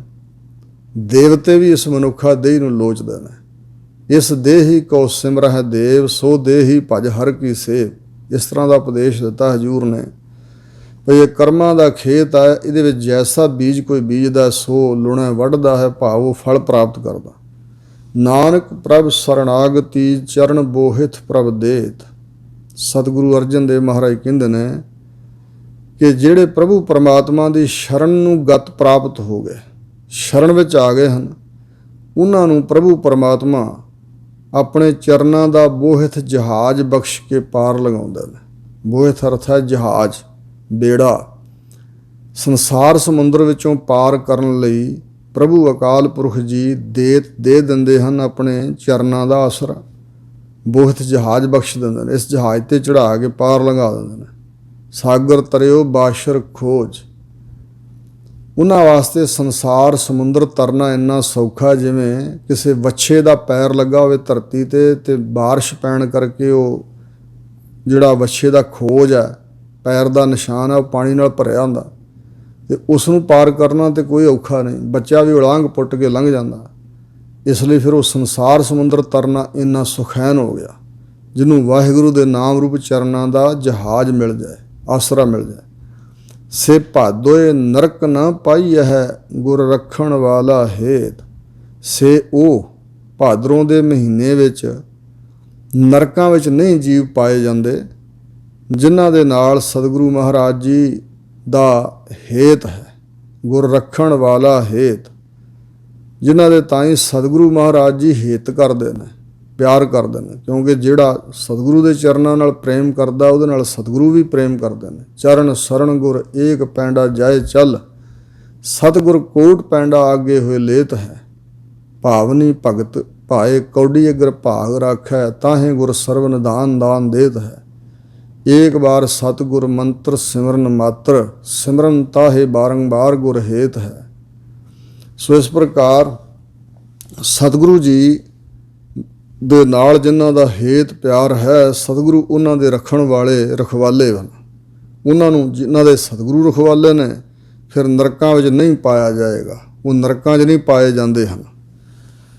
ਹੁਣ ਸਤਿਗੁਰੂ ਮਹਾਰਾਜ ਅੱਗੇ ਅੱਸੂ ਦੇ ਮਹੀਨੇ ਰਾਹੀਂ ਉਪਦੇਸ਼ ਦੇ ਰਹੇ ਨੇ। ਅਸੁਨ ਪ੍ਰੇਮ ਉਮਾਹੜਾ, ਅੱਸੂ ਦੇ ਮਹੀਨੇ ਅੰਦਰ ਹੇ ਸਖੀਏ ਮੇਰੇ ਹਿਰਦੇ ਅੰਦਰ ਪ੍ਰੇਮ ਦਾ ਉਮਾੜਾ ਉਤਸ਼ਾਹ ਪੈਦਾ ਹੋਇਆ। ਵਾਹਿਗੁਰੂ ਨਾਲ ਪ੍ਰੇਮ ਕਰਨ ਦਾ ਉਤਸ਼ਾਹ ਪੈਦਾ ਹੋਇਆ। ਕਿਵੇਂ ਉਤਸ਼ਾਹ ਪੈਦਾ ਹੁੰਦਾ? ਜਿਵੇਂ ਬਚਨ ਹਨ, ਸ਼ੈਲ ਲੰਘੰਦੇ ਪਾਰ ਗੋਰੀ ਮਨ ਧੀਰਿਆ।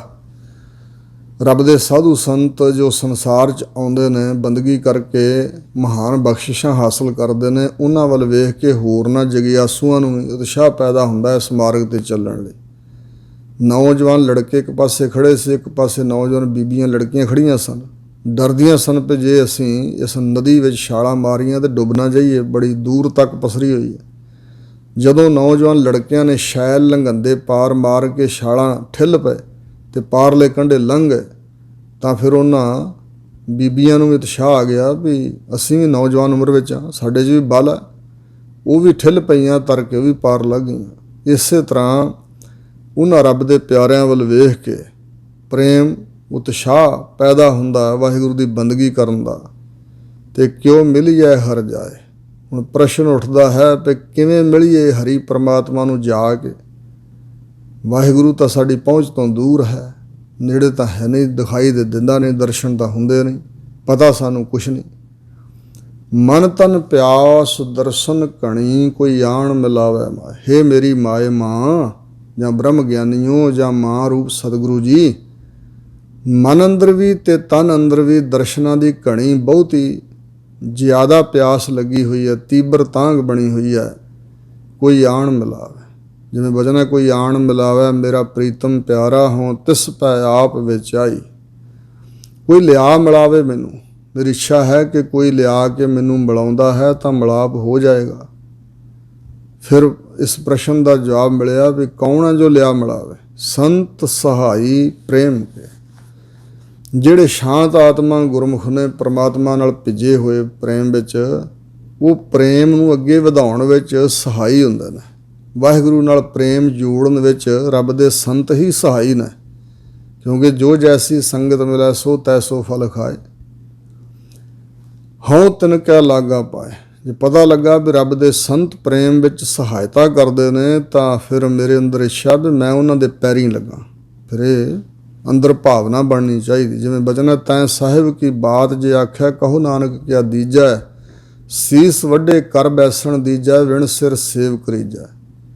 ਜਿਹੜਾ ਤੈਂ ਸਾਹਿਬ ਦੀਆਂ ਗੱਲਾਂ, ਤੇਰੇ ਮਿਲਾਪ ਵਾਲੀ ਗੱਲਬਾਤ ਮੈਨੂੰ ਦੱਸੇ, ਅਤੇ ਦੱਸੋ ਉਹਨੂੰ ਕੀ ਭੇਟਾ ਕਰਨਾ ਚਾਹੀਦਾ। ਕਹਿੰਦੇ ਸਿਰ ਆਪਣਾ ਵੱਢ ਕੇ ਉਹਦੇ ਬੈਠਣ ਵਾਸਤੇ ਆਸਣ ਬਣਾ ਦੇਣਾ ਚਾਹੀਦਾ, ਅਤੇ ਉਹਦੇ ਉੱਪਰ ਬੈਠ ਕੇ ਉਹ ਵਾਹਿਗੁਰੂ ਦੀਆਂ ਗੱਲਾਂ ਸਾਨੂੰ ਸੁਣਾਵੇ।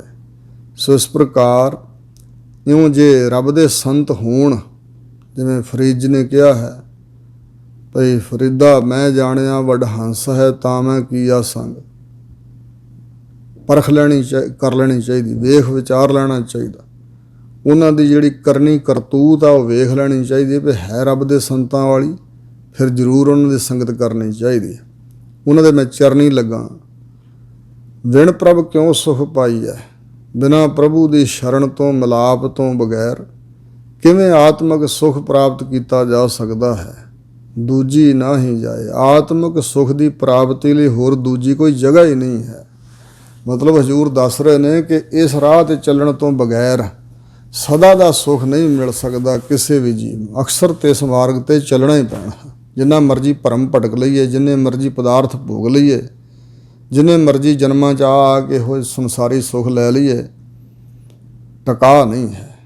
ਜਿਵੇਂ ਸਮੁੰਦਰ ਦੇ ਵਿੱਚੋਂ ਹਵਾ ਨੇ ਕੁਝ ਪਾਣੀ ਚੱਕਿਆ ਅਤੇ ਉਹ ਪਹਾੜਾਂ 'ਤੇ ਬਰਫ਼ ਬਣ ਕੇ ਡਿੱਗਾ, ਫਿਰ ਉਹ ਪਿਘਲਿਆ, ਫਿਰ ਉਹਨੇ ਪਹਾੜਾਂ ਦੀਆਂ ਚਟਾਨਾਂ ਦੀਆਂ ਟੱਕਰਾਂ ਸਹਾਰੀਆਂ, ਜੰਗਲਾਂ ਦੇ ਵਿੱਚ ਮੋੜ ਕੱਟੇ, ਪੱਥਰਾਂ ਵਿੱਚ ਦੀ ਮੈਦਾਨੀ ਇਲਾਕੇ ਵਿੱਚ ਦੀ ਭਰਮ ਦਾ ਭਟਕਦਾ ਤੁਰਿਆ ਰਿਹਾ।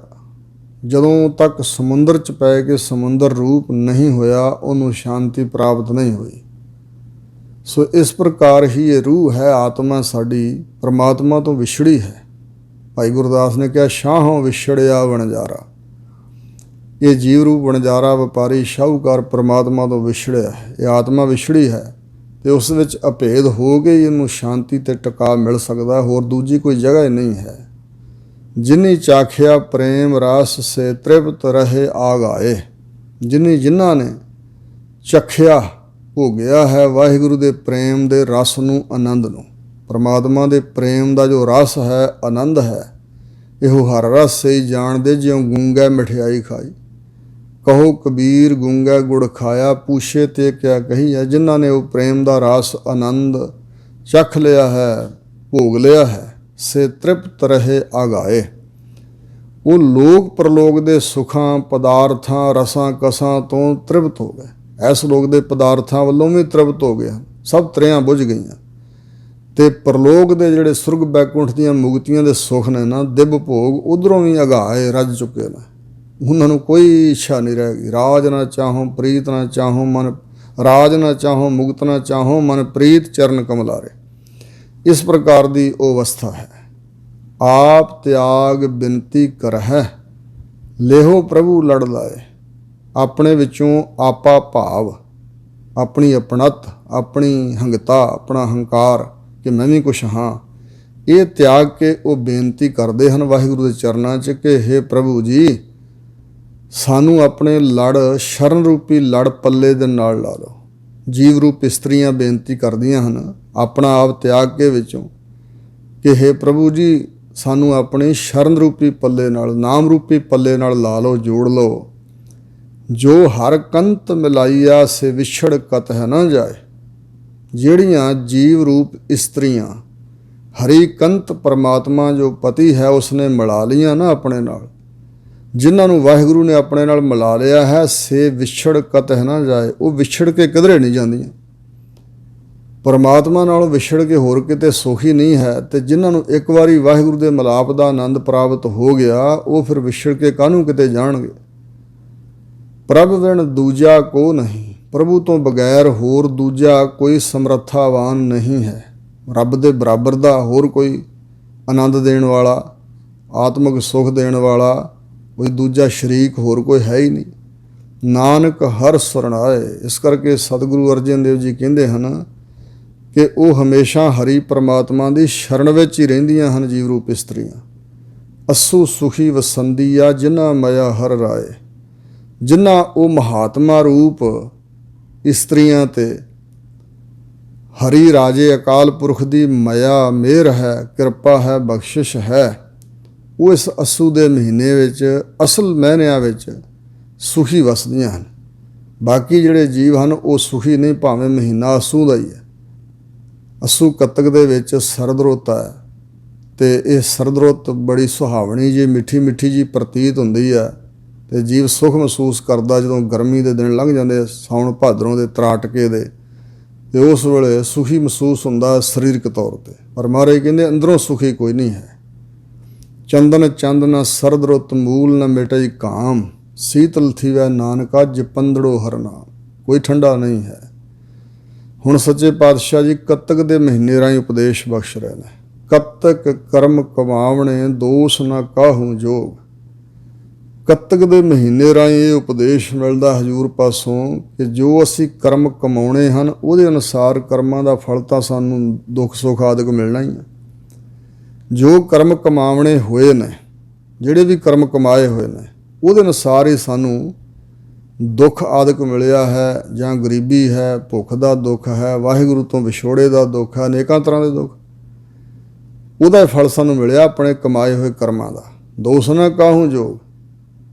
ਜੇ ਵਾਹਿਗੁਰੂ ਨਹੀਂ ਸਾਨੂੰ ਮਿਲਿਆ, ਆਤਮਿਕ ਆਨੰਦ ਨਹੀਂ, ਖੇੜਾ ਨਹੀਂ, ਜਾਂ ਬਾਹਰੀ ਤੌਰ 'ਤੇ ਵਡਿਆਈ ਨਹੀਂ, ਇੱਜ਼ਤ ਨਹੀਂ, ਸਰੀਰਕ ਸੁੱਖ ਨਹੀਂ, ਪਦਾਰਥ ਬਹੁਤੇ ਨਹੀਂ, ਤਾਂ ਇਹਦੇ 'ਚ ਕਿਸੇ ਦਾ ਦੋਸ਼ ਨਹੀਂ। ਦੋਸ਼ ਨਾ ਕਾਹੂ ਜੋਗ। ਕਿਸੇ ਨੂੰ ਵੀ ਦੋਸ਼ ਦੇਣਾ ਯੋਗ ਨਹੀਂ ਹੈ।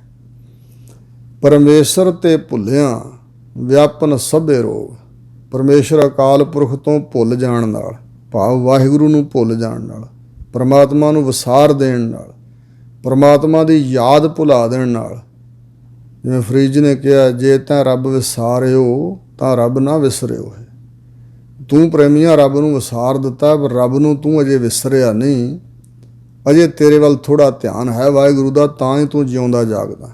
ਜਦੋਂ ਵਾਹਿਗੁਰੂ ਨੇ ਆਪਣੀ ਜੋਤ ਖਿੱਚ ਲਈ, ਤੇਰੇ ਵੱਲੋਂ ਖਿਆਲ ਹਟਾ ਲਿਆ, ਉਦੋਂ ਮੁਰਦਾ ਹੋ ਜਾਏਗਾ। ਅਸੀਂ ਪਰਮੇਸ਼ਰ ਤੋਂ ਭੁੱਲੇ ਹੋਏ ਹਾਂ, ਇਸ ਕਰਕੇ ਕਹਿੰਦੇ ਵਿਆਪਨ ਸਭੇ ਰੋਗ, ਸਾਰੇ ਰੋਗ ਚੰਬੜ ਜਾਂਦੇ ਨੇ।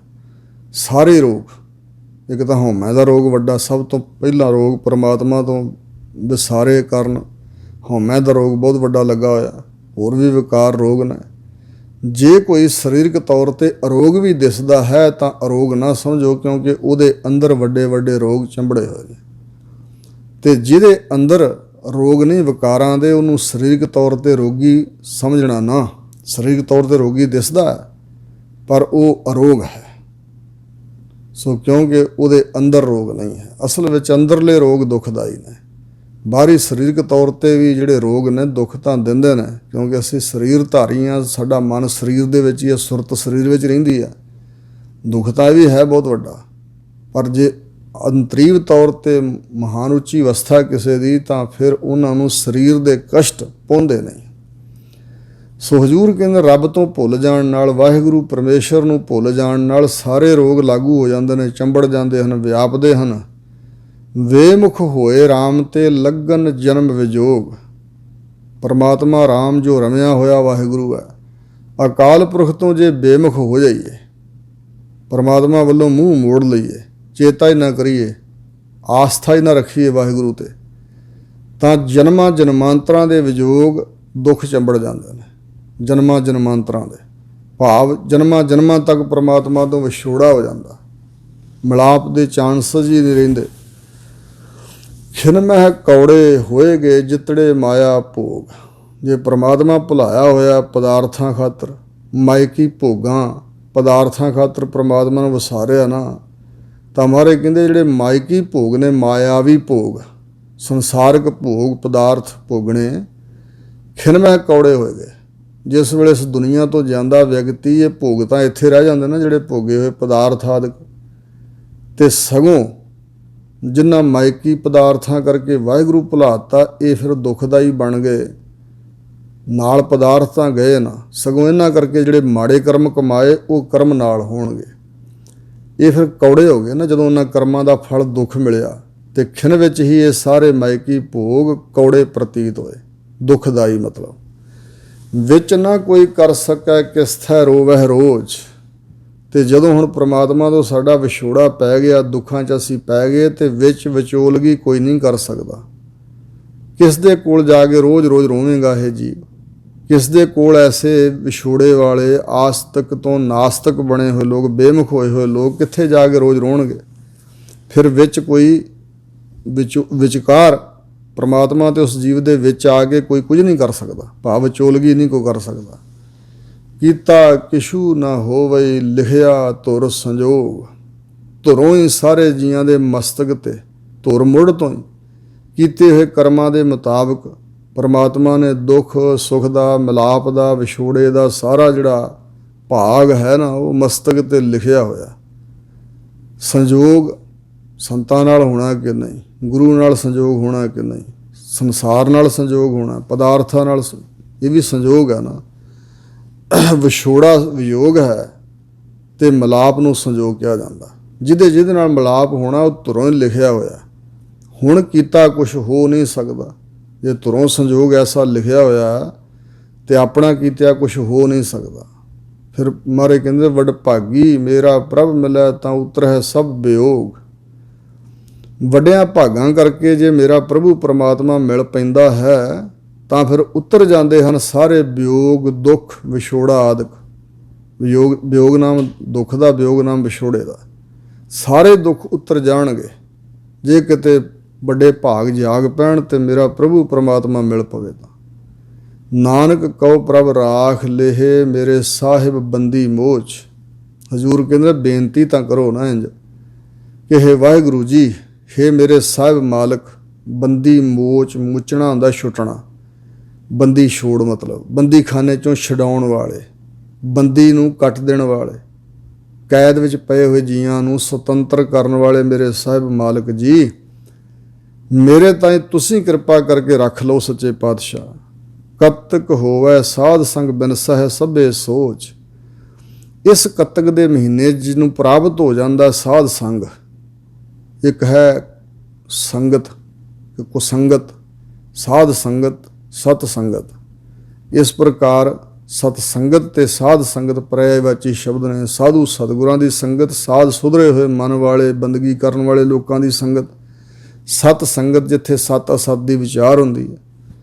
ਇਹ ਜੇ ਪ੍ਰਾਪਤ ਹੋ ਜਾਏ ਤਾਂ ਬਿਨਸਹਿ ਸਭੇ ਸੋਚ। ਜੇ ਮਨੋ ਤਨੋਂ ਕੋਈ ਸਤ ਸੰਗਤ ਕਰਦਾ ਹੈ, ਸਾਧੂ ਜਨਾਂ ਦੀ ਸੰਗਤ ਕਰਦਾ ਹੈ, ਸਤਿਗੁਰੂ ਦੇ ਸ਼ਬਦ ਦੀ ਸੰਗਤ ਕਰਦਾ ਹੈ, ਤਾਂ ਉਹਦੀਆਂ ਸਾਰੀਆਂ ਸੋਚਾਂ, ਭਾਵ, ਚਿੰਤਾ, ਝੋਰੇ, ਫਿਕਰ ਬਿਨਸ ਜਾਂਦੇ ਹਨ। ਹੁਣ ਸਤਿਗੁਰੂ ਜੀ ਜੋ ਮੱਘਰ ਦਾ ਮਹੀਨਾ ਉਹਦੇ ਰਾਹੀਂ ਉਪਦੇਸ਼ ਦੇ ਰਹੇ ਨੇ। ਮੰਗਰ ਮਾਹੇ ਸੋਹੰਦੀਆ ਹਰ ਪਿਰ ਸੰਗ ਬੈਠੜੀਆ। ਇਹ ਸਾਧ ਸੰਗਤ ਜੀ ਸਿੰਧੀ ਬੋਲੀ ਹੈ।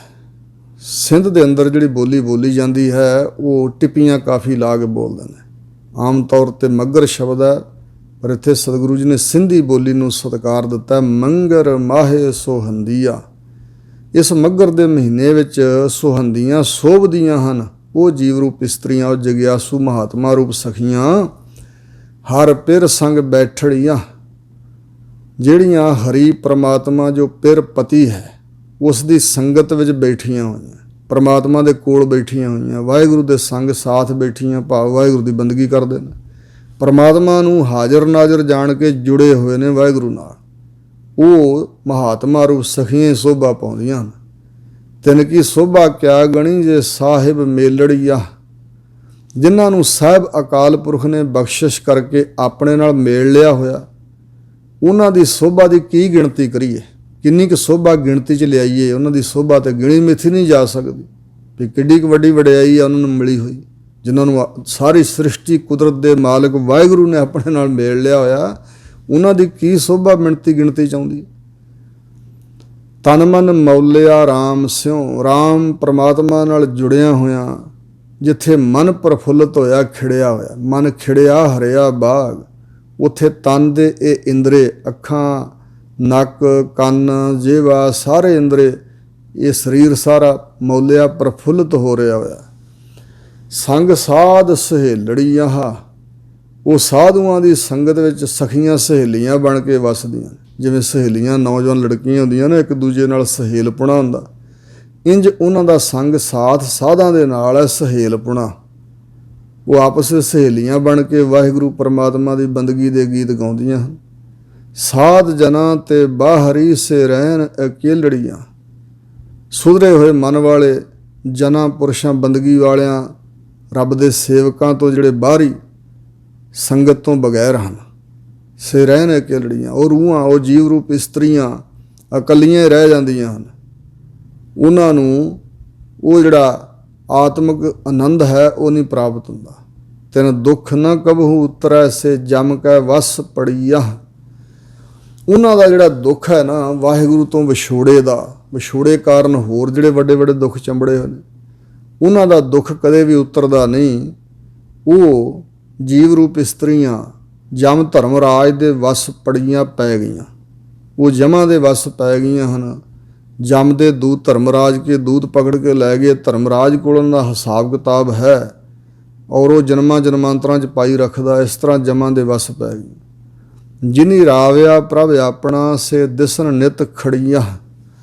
ਜਿਨ੍ਹਾਂ ਨੇ ਆਪਣਾ ਪ੍ਰਭੂ ਪਤੀ ਅਕਾਲ ਪੁਰਖ ਵਾਹਿਗੁਰੂ ਰਾਵਿਆ ਮਾਣਿਆ, ਭਾਵ ਪਰਮੇਸ਼ਰ ਦੀ ਅਭੇਦਤਾ ਦੇ ਆਨੰਦ ਨੂੰ ਭੋਗਿਆ ਹੈ, ਉਹ ਦਿਸਦੀਆਂ ਹਨ ਨਿਤ ਹੀ ਖੜੀਆਂ ਖਲੋਤੀਆਂ ਹੋਈਆਂ, ਦੂਰ ਵੱਖਰੀਆਂ ਹੀ। ਉਹਨਾਂ ਦੀ ਅਵਸਥਾ ਐਸੀ ਹੈ ਕਿ ਉਹ ਦੂਜਿਆਂ ਤੋਂ ਭਿੰਨ ਦਿਖਾਈ ਦਿੰਦੇ ਨੇ। ਰਤਨ ਜਵੇਹਰ ਲਾਲ ਹਰ ਕੰਠ ਤਨਾ ਜੜੀਆਂ। ਵਾਹਿਗੁਰੂ ਪਰਮਾਤਮਾ ਨੇ ਸ਼ੁਭ ਗੁਣਾ ਰੂਪੀ ਰਤਨ ਜਵੇਹਰ ਤੇ ਲਾਲ ਹਰੀ ਨੇ ਉਹਨਾਂ ਦੇ ਕੰਠ ਗਲੇ 'ਚ ਮਾਲਾ ਬਣਾ ਕੇ ਪਾ ਦਿੱਤੇ। ਉਹਨਾਂ ਦੇ ਕੰਠ ਵਿੱਚ ਮਾਲਾ ਜੜੀ ਹੋਈ, ਜਿਹਦੇ 'ਚ ਹੀਰੇ ਲਾਲ ਜਵਾਹਰਾਤ ਜੜੇ ਹੋਏ ਨੇ। ਰਤਨ ਵਿਰਾਗ, ਜਵੇਹਰ ਗਿਆਨ, ਲਾਲ ਵਾਹਿਗੁਰੂ ਜੀ ਦਾ ਨਾਮ, ਪਿਆਰ, ਇਹ ਉਹਨਾਂ ਦੇ ਹਿਰਦੇ ਰੂਪੀ ਕੰਠ ਵਿੱਚ ਪ੍ਰਮਾਤਮਾ ਨੇ ਜੜ ਦਿੱਤਾ ਹੈ। ਨਾਨਕ ਬਾਂਸ਼ੈ ਧੂੜ ਤਿੰਨ ਪ੍ਰਭ ਸਰਣੀ ਦਰ ਪੜੀਆਂ। ਸਤਿਗੁਰੂ ਅਰਜਨ ਦੇਵ ਮਹਾਰਾਜ ਕਹਿੰਦੇ ਨੇ, ਜੋ ਪ੍ਰਭੂ ਪਰਮਾਤਮਾ ਦੀ ਸ਼ਰਨ ਵਿੱਚ ਆ ਕੇ ਦਰ 'ਤੇ ਪਈਆਂ ਹੋਈਆਂ ਨਾ ਮਹਾਤਮਾ ਰੂਪ ਸਖੀਆਂ, ਅਸੀਂ ਉਹਨਾਂ ਦੇ ਚਰਨਾਂ ਦੀ ਧੂੜ ਨੂੰ ਬਾਂਸ਼ਦੇ ਹਾਂ, ਲੋਚਦੇ ਹਾਂ, ਇੱਛਦੇ ਹਾਂ, ਮੰਗਦੇ ਹਾਂ। ਮੰਘਰ ਪ੍ਰਭ ਆਰਾਧਣਾ ਬਹੁੜ ਨ ਜਨਮੜੀਆ। ਹਜ਼ੂਰ ਕਹਿੰਦੇ, ਇਸ ਮੱਘਰ ਦੇ ਮਹੀਨੇ ਵਿੱਚ ਜਿਨ੍ਹਾਂ ਨੇ ਪ੍ਰਭੂ ਦਾ ਆਰਾਧਨ ਕੀਤਾ ਹੈ, ਉਹ ਬਹੁੜ ਦੁਬਾਰਾ ਫਿਰ ਜਨਮ ਨਹੀਂ ਲੈਂਦੀਆਂ, ਪੁਨ੍ਹਾ ਗਰਮਾਂ ਵਿੱਚ ਨਹੀਂ ਪੈਂਦੀਆਂ। ਉਹ ਮਹਾਤਮਾ ਰੂਪ ਸਖੀਆਂ, ਉਹ ਇਸਤਰੀਆਂ, ਜੰਮਣਾ ਮਰਨਾ ਜੰਮਣ ਮਰਨ ਨਾ ਤਿੰਨ ਕੋ ਜੋ ਹਰ ਲੜ ਲਾਗੇ, ਜੀਵਤ ਸੇ ਪ੍ਰਵਾਨ ਭਏ ਹਰ ਕੀਰਤਨ ਜਾਗੇ। ਇਸ ਪ੍ਰਕਾਰ ਉਹਨਾਂ ਨੂੰ ਜਨਮ ਮਰਨ ਨਹੀਂ ਹੈ। ਹੁਣ ਅੱਗੇ ਸੱਚੇ ਪਾਤਸ਼ਾਹ ਪੋਹ ਦੇ ਮਹੀਨੇ ਰਾਹੀਂ ਉਪਦੇਸ਼ ਦੇ ਰਹੇ ਨੇ। ਪੋਖ ਤੁਖਾਰ ਨਾ ਵਿਆਪਈ ਕੰਠ ਮਿਲਿਆ ਹਰ ਨਾਹੋ। ਪੋਹ ਦੇ ਮਹੀਨੇ ਵਿੱਚ ਤੁਖਾਰ ਦੇ ਕਈ ਅਰਥ ਨੇ। ਬੋਤਾ ਵੀ ਹੈ ਤੁਖਾਰ ਦਾ ਅਰਥ, ਊਠ ਵੀ, ਯਾਨੀ ਬੋਤੇ ਨੂੰ ਊਠ ਕਹਿੰਦੇ ਨੇ, ਅਤੇ ਸੰਦੂਕ ਵੀ ਇੱਕ ਅਰਥ ਹੈ ਤੁਖਾਰ ਦਾ। ਇੱਕ ਅਰਥ ਹੈ ਬਰਫ਼, ਇੱਕ ਅਰਥ ਹੈ ਠੰਡ। ਠੰਡ ਪ੍ਰਤੀਤ ਹੁੰਦੀ ਹੈ, ਬਰਫ਼ ਢੇਲੇ ਰੂਪ 'ਚ ਦਿਖਾਈ ਦਿੰਦੀ ਹੈ। ਇਹ ਅੰਤਰ ਥੋੜ੍ਹਾ ਜਿਹਾ। ਹਜ਼ੂਰ ਕਹਿੰਦੇ ਨੇ, ਪੋਹ ਦੇ ਮਹੀਨੇ 'ਚ ਪਾਲਾ ਬਹੁਤ ਹੈ, ਠੰਡ ਬਹੁਤ ਹੈ, ਪਰ ਅੰਦਰ ਇਹ ਤੁਖਾਰ ਜੜਤਾ ਰੂਪੀ ਜਿਹੜੀ ਠੰਡ ਹੈ ਉਹਨਾਂ ਨੂੰ ਨਹੀਂ ਵਿਆਪਦੀ, ਜਿਨ੍ਹਾਂ ਨੂੰ ਕੰਠ ਗਲੇ ਲੱਗ ਕੇ ਮਿਲਿਆ ਹਰੀ ਨਾਹੋ ਪਤੀ। ਹਰੀ ਪਤੀ ਪਰਮਾਤਮਾ ਜਿਨ੍ਹਾਂ ਨੂੰ ਗਲੇ ਲਾ ਕੇ ਮਿਲਿਆ ਹੈ, ਜਿਨ੍ਹਾਂ ਨੂੰ ਆਪਣੇ ਛਾਤੀ ਨਾਲ ਲਾ ਲਿਆ ਵਾਹਿਗੁਰੂ ਨੇ, ਅਭੇਦ ਨਿਸ਼ਚਾ ਰੂਪੀ ਕੰਠ ਨਾਲ ਗਲੇ ਨਾਲ ਜਿਨ੍ਹਾਂ ਨੂੰ ਲਾ ਕੇ ਮਿਲਿਆ ਵਾਹਿਗੁਰੂ, ਉਹਨਾਂ ਨੂੰ ਇਹ ਜਿਹੜੀ ਤੁਖਾਰ ਹੈ ਨਾ, ਠੰਡ ਜੜਤਾ ਰੂਪੀ ਬਰਫ਼ ਜਾਂ ਵਕਾਰਾਂ ਦਾ ਜਿਹੜਾ ਪਾਲਾ ਹੈ, ਇਹ ਨਹੀਂ ਵਿਆਪਦਾ, ਇਹ ਕੋਈ ਚੰਬੜਦਾ ਨਹੀਂ ਹੈ। ਮਨ ਵਿਧਿਆ ਚਰਨਾਰ ਬਿੰਦ, ਜਿਨ੍ਹਾਂ ਦਾ ਮਨ ਵਿਧਿਆ ਵਿੰਨਿਆ ਗਿਆ ਵਾਹਿਗੁਰੂ ਦੇ ਚਰਨ ਕਮਲਾਂ ਨਾਲ। ਚਰਨ ਅਰਬਿੰਦ, ਅਰਬਿੰਦ ਹੁੰਦਾ ਕਮਲ, ਚਰਨਾਰ ਬਿੰਦ, ਚਰਨ ਕਮਲ, ਐਸੇ ਬਚਨ ਆਏ ਹਨ। ਵਾਹਿਗੁਰੂ ਦੇ ਕਮਲ ਵਰਗੇ ਸੋਹਣੇ ਅਤੇ ਭਗਤੀ ਸ਼ੁਭ ਗੁਣਾਂ ਦੀ ਖੁਸ਼ਬੂ ਵੰਡਣ ਵਾਲੇ ਜਿਹੜੇ ਚਰਨ ਹਨ, ਨਿਰਲੇਪ ਵਿਕਾਰਾਂ ਤੋਂ। ਨਾਮ ਰੂਪੀ ਚਰਨ, ਉਪਦੇਸ਼ ਸ਼ਬਦ ਰੂਪੀ ਚਰਨਾਂ ਨਾਲ ਜਿਨ੍ਹਾਂ ਦਾ ਮਨ ਵਿੰਨਿਆ ਗਿਆ ਹੈ। ਦਰਸ਼ਨ ਲੱਗੜਾ ਸਾਹੋ, ਉਹਨਾਂ ਦਾ ਇੱਕ ਇੱਕ ਸਾਹ ਵਾਹਿਗੁਰੂ ਦੇ ਦਰਸ਼ਨਾਂ ਦੀ ਪ੍ਰੀਤ ਵਿੱਚ ਲੱਗਾ ਹੋਇਆ। ਅਤੇ ਸਾਹੋ ਦਾ ਅਰਥ ਕਰਦੇ ਨੇ ਉਤਸ਼ਾਹ। ਉਹਨਾਂ ਨੂੰ ਵਾਹਿਗੁਰੂ ਦੇ ਦਰਸ਼ਨਾਂ ਵਾਸਤੇ ਉਤਸ਼ਾਹ ਲੱਗਾ ਮਨ ਅੰਦਰ, ਤਾਂਘ ਲੱਗੀ ਹੋਈ ਹੈ। ਇੱਕ ਇੱਕ ਸਾਹ ਪਰਮਾਤਮਾ ਦੇ ਦਰਸ਼ਨਾਂ ਵਿੱਚ ਉਹਨਾਂ ਨੇ ਵਾਰ ਦਿੱਤਾ। ਊਟ ਗੋਵਿੰਦ ਗੋਪਾਲ ਰਾਏ ਸੇਵਾ ਸੁਆਮੀ ਲਾਹੋ। ਉਹ ਗੋਵਿੰਦ ਜੋ ਪਰਮਾਤਮਾ ਹੈ, ਗੁਰਾਂ ਦੀ ਬਾਣੀ ਕਰਕੇ ਬਿੰਦ ਜਾਣਿਆ ਜਾਂਦਾ ਹੈ। ਗੋਪਾਲ ਸ੍ਰਿਸ਼ਟੀ ਨੂੰ ਪਾਲਣ ਵਾਲਾ, ਰਾਏ ਰਾਜਾ ਰੂਪ, ਐਸੇ ਪਰਮਾਤਮਾ ਦੀ ਉਹਨਾਂ ਨੇ ਓਟ ਲਈ ਹੈ। ਅਤੇ ਸੇਵਾ ਸੁਆਮੀ ਲਾਹੋ, ਸੇਵਾ ਭਗਤੀ ਸੁਆਮੀ ਦੀ ਜੋ ਕਰਦੇ ਨੇ, ਇਹ ਉਹਨਾਂ ਨੇ ਲਾਹੋ ਲਾਭ ਖੱਟਿਆ ਹੈ। ਕਬੀਰ ਲੂਟਣਾ ਹੈ ਤਾਂ ਲੂਟ ਲੈ, ਰਾਮ ਨਾਮ ਹੈ ਲੂਟ। ਉਹਨਾਂ ਰੱਬ ਦੇ ਨਾਮ ਦੀ ਲੁੱਟ ਪਾਈ ਹੈ, ਲੁੱਟੀ ਹੈ, ਰੱਬ ਦੇ ਨਾਮ ਦਾ ਧਨ ਲੁੱਟਿਆ, ਇਹ ਲਾਹਾ ਪ੍ਰਾਪਤ ਕੀਤਾ। ਲਾਭ ਲੈਹੋ ਹਰ ਹਿਰਦੈ ਰਾਧੋ ਛੁਟਕੈ ਆਵਣ ਜਾਣੀ। ਸੋ ਇਸ ਪ੍ਰਕਾਰ ਵਿਖਿਆ ਪੋਹੇ ਨਾ ਸਕੇ। ਵਿਖਿਆ ਜਿਹੜੀ ਮਾਇਆ ਹੈ, ਜ਼ਹਿਰੀਲੇ ਜਿਹੜੇ ਵਿਸ਼ੇ ਵਿਕਾਰ ਨੇ, ਉਹਨੂੰ ਪੋਹ ਨਹੀਂ ਸਕਦੇ, ਦਬਾ ਨਹੀਂ ਸਕਦੇ, ਅਧੀਨ ਨਹੀਂ ਕਰ ਸਕਦੇ। ਇਹਨਾਂ ਨੂੰ ਜੀ ਮਿਲ ਸਾਧੂ ਗੁਣ ਗਾਹੋ। ਜਿਹੜੇ ਸਾਧੂ ਜਨਾਂ ਸਤਿਗੁਰਾਂ ਦੇ ਨਾਲ ਮਿਲ ਕੇ ਅਤੇ ਵਾਹਿਗੁਰੂ ਦੇ ਗੁਣਾਂ ਦੇ ਗਾਹੋ, ਮਤਲਬ ਗੁਣਾਂ ਦੀ ਥਾਹ ਪਾਉਣ ਵਾਲੇ, ਗੁਣਾਂ ਦੀ ਵਿਚਾਰ ਕਰਨ ਵਾਲੇ ਜਿਹੜੇ ਬਣ ਗਏ। ਜਹ ਤੇ ਉਪਜੀ ਤਹ ਮਿਲੀ ਸੱਚੀ ਪ੍ਰੀਤ ਸਮਾਹੋ। ਜਿੱਥੋਂ ਉਪਜੀ ਸੀ ਜਿੰਦ ਜੀਵਾਤਮਾ, ਉੱਥੇ ਉਸੇ ਪਰਮਾਤਮਾ 'ਚ ਮਿਲ ਗਈ ਆ ਉਹਨਾਂ ਦੀ ਜੀਵਾਤਮਾ। ਸੱਚੀ ਪ੍ਰੀਤ ਸਮਾਹੋ, ਜਿਹੜੀ ਸੱਚੀ ਪ੍ਰੀਤ ਹੈ, ਇਸ ਪ੍ਰੀਤ ਦਾ ਸਮਾੜਾ ਆਨੰਦ ਉਹਨਾਂ ਨੂੰ ਪ੍ਰਾਪਤ ਹੋਇਆ। ਸੱਚੀ ਪ੍ਰੀਤ ਵਿੱਚ ਹੀ ਉਹ ਸਮਾ ਗਏ ਨੇ। ਅਤੇ ਇਸ ਕਰਕੇ ਜਿੱਥੋਂ ਉਪਜੀ ਸੀ ਜੀਵਾਤਮਾ ਜਿੰਦ, ਜਲ ਵਿੱਚੋਂ ਬਿੰਬ ਉਠਾਲਿਓ ਜਲ ਮਾਹੇ ਸਮਾਈਆ। ਜਲ ਵਿੱਚੋਂ ਬਿੰਬ ਲਹਿਰਾਂ ਅਤੇ ਝੱਗ ਬੁਲਬੁਲੇ ਆਦਿਕ ਪੈਦਾ ਹੁੰਦੇ ਨੇ, ਅਤੇ ਜਲ ਵਿੱਚ ਹੀ ਉਹ ਸਮਾਉਂਦੇ ਨੇ। ਇਸ ਪ੍ਰਕਾਰ ਕਰ ਗਿਆ ਲੀਨੀ ਪਾਰ ਬ੍ਰਹਮ ਬਹੁੜ ਨਾ ਵਿਛੜਿਆ ਹੋ। ਜਿਸ ਦਾ ਕਰ ਹੱਥ ਪਕੜ ਕੇ ਗਏ ਮੈਨੇ ਪਕੜਨਾ, ਲੀਨੀ ਆਪਣੇ 'ਚ ਭੇਦ ਕਰ ਲਈ ਹੈ ਪਾਰ ਬ੍ਰਹਮ ਪਰਮਾਤਮਾ ਨੇ। ਜਿਨ੍ਹਾਂ ਦਾ ਮਨ ਰੂਪੀ ਹੱਥ, ਸੁਰਤ ਰੂਪੀ ਹੱਥ ਪਕੜ ਕੇ ਵਾਹਿਗੁਰੂ ਨੇ ਆਪਣੇ 'ਚ ਲੀਨ ਕਰ ਲਿਆ, ਜਿਨ੍ਹਾਂ ਨੂੰ ਬਹੁੜ ਨਾ ਵਿਛੜਿਆ ਹੋ। ਦੁਬਾਰਾ ਬਹੁੜੋ ਫਿਰ ਉਹ ਵਿਛੜਦੀਆਂ ਨਹੀਂ ਹਨ, ਜਾਂ ਉਹ ਜੀਵ ਰੂਪ ਇਸਤਰੀ ਵਿਛੜਦੀ ਨਹੀਂ ਹੈ। ਬਾਰ ਜਾਓ ਲੱਖ ਬੇਰੀਆ ਹਰ ਸੱਜਣ ਅਗਮ ਅਗਾਹੋ।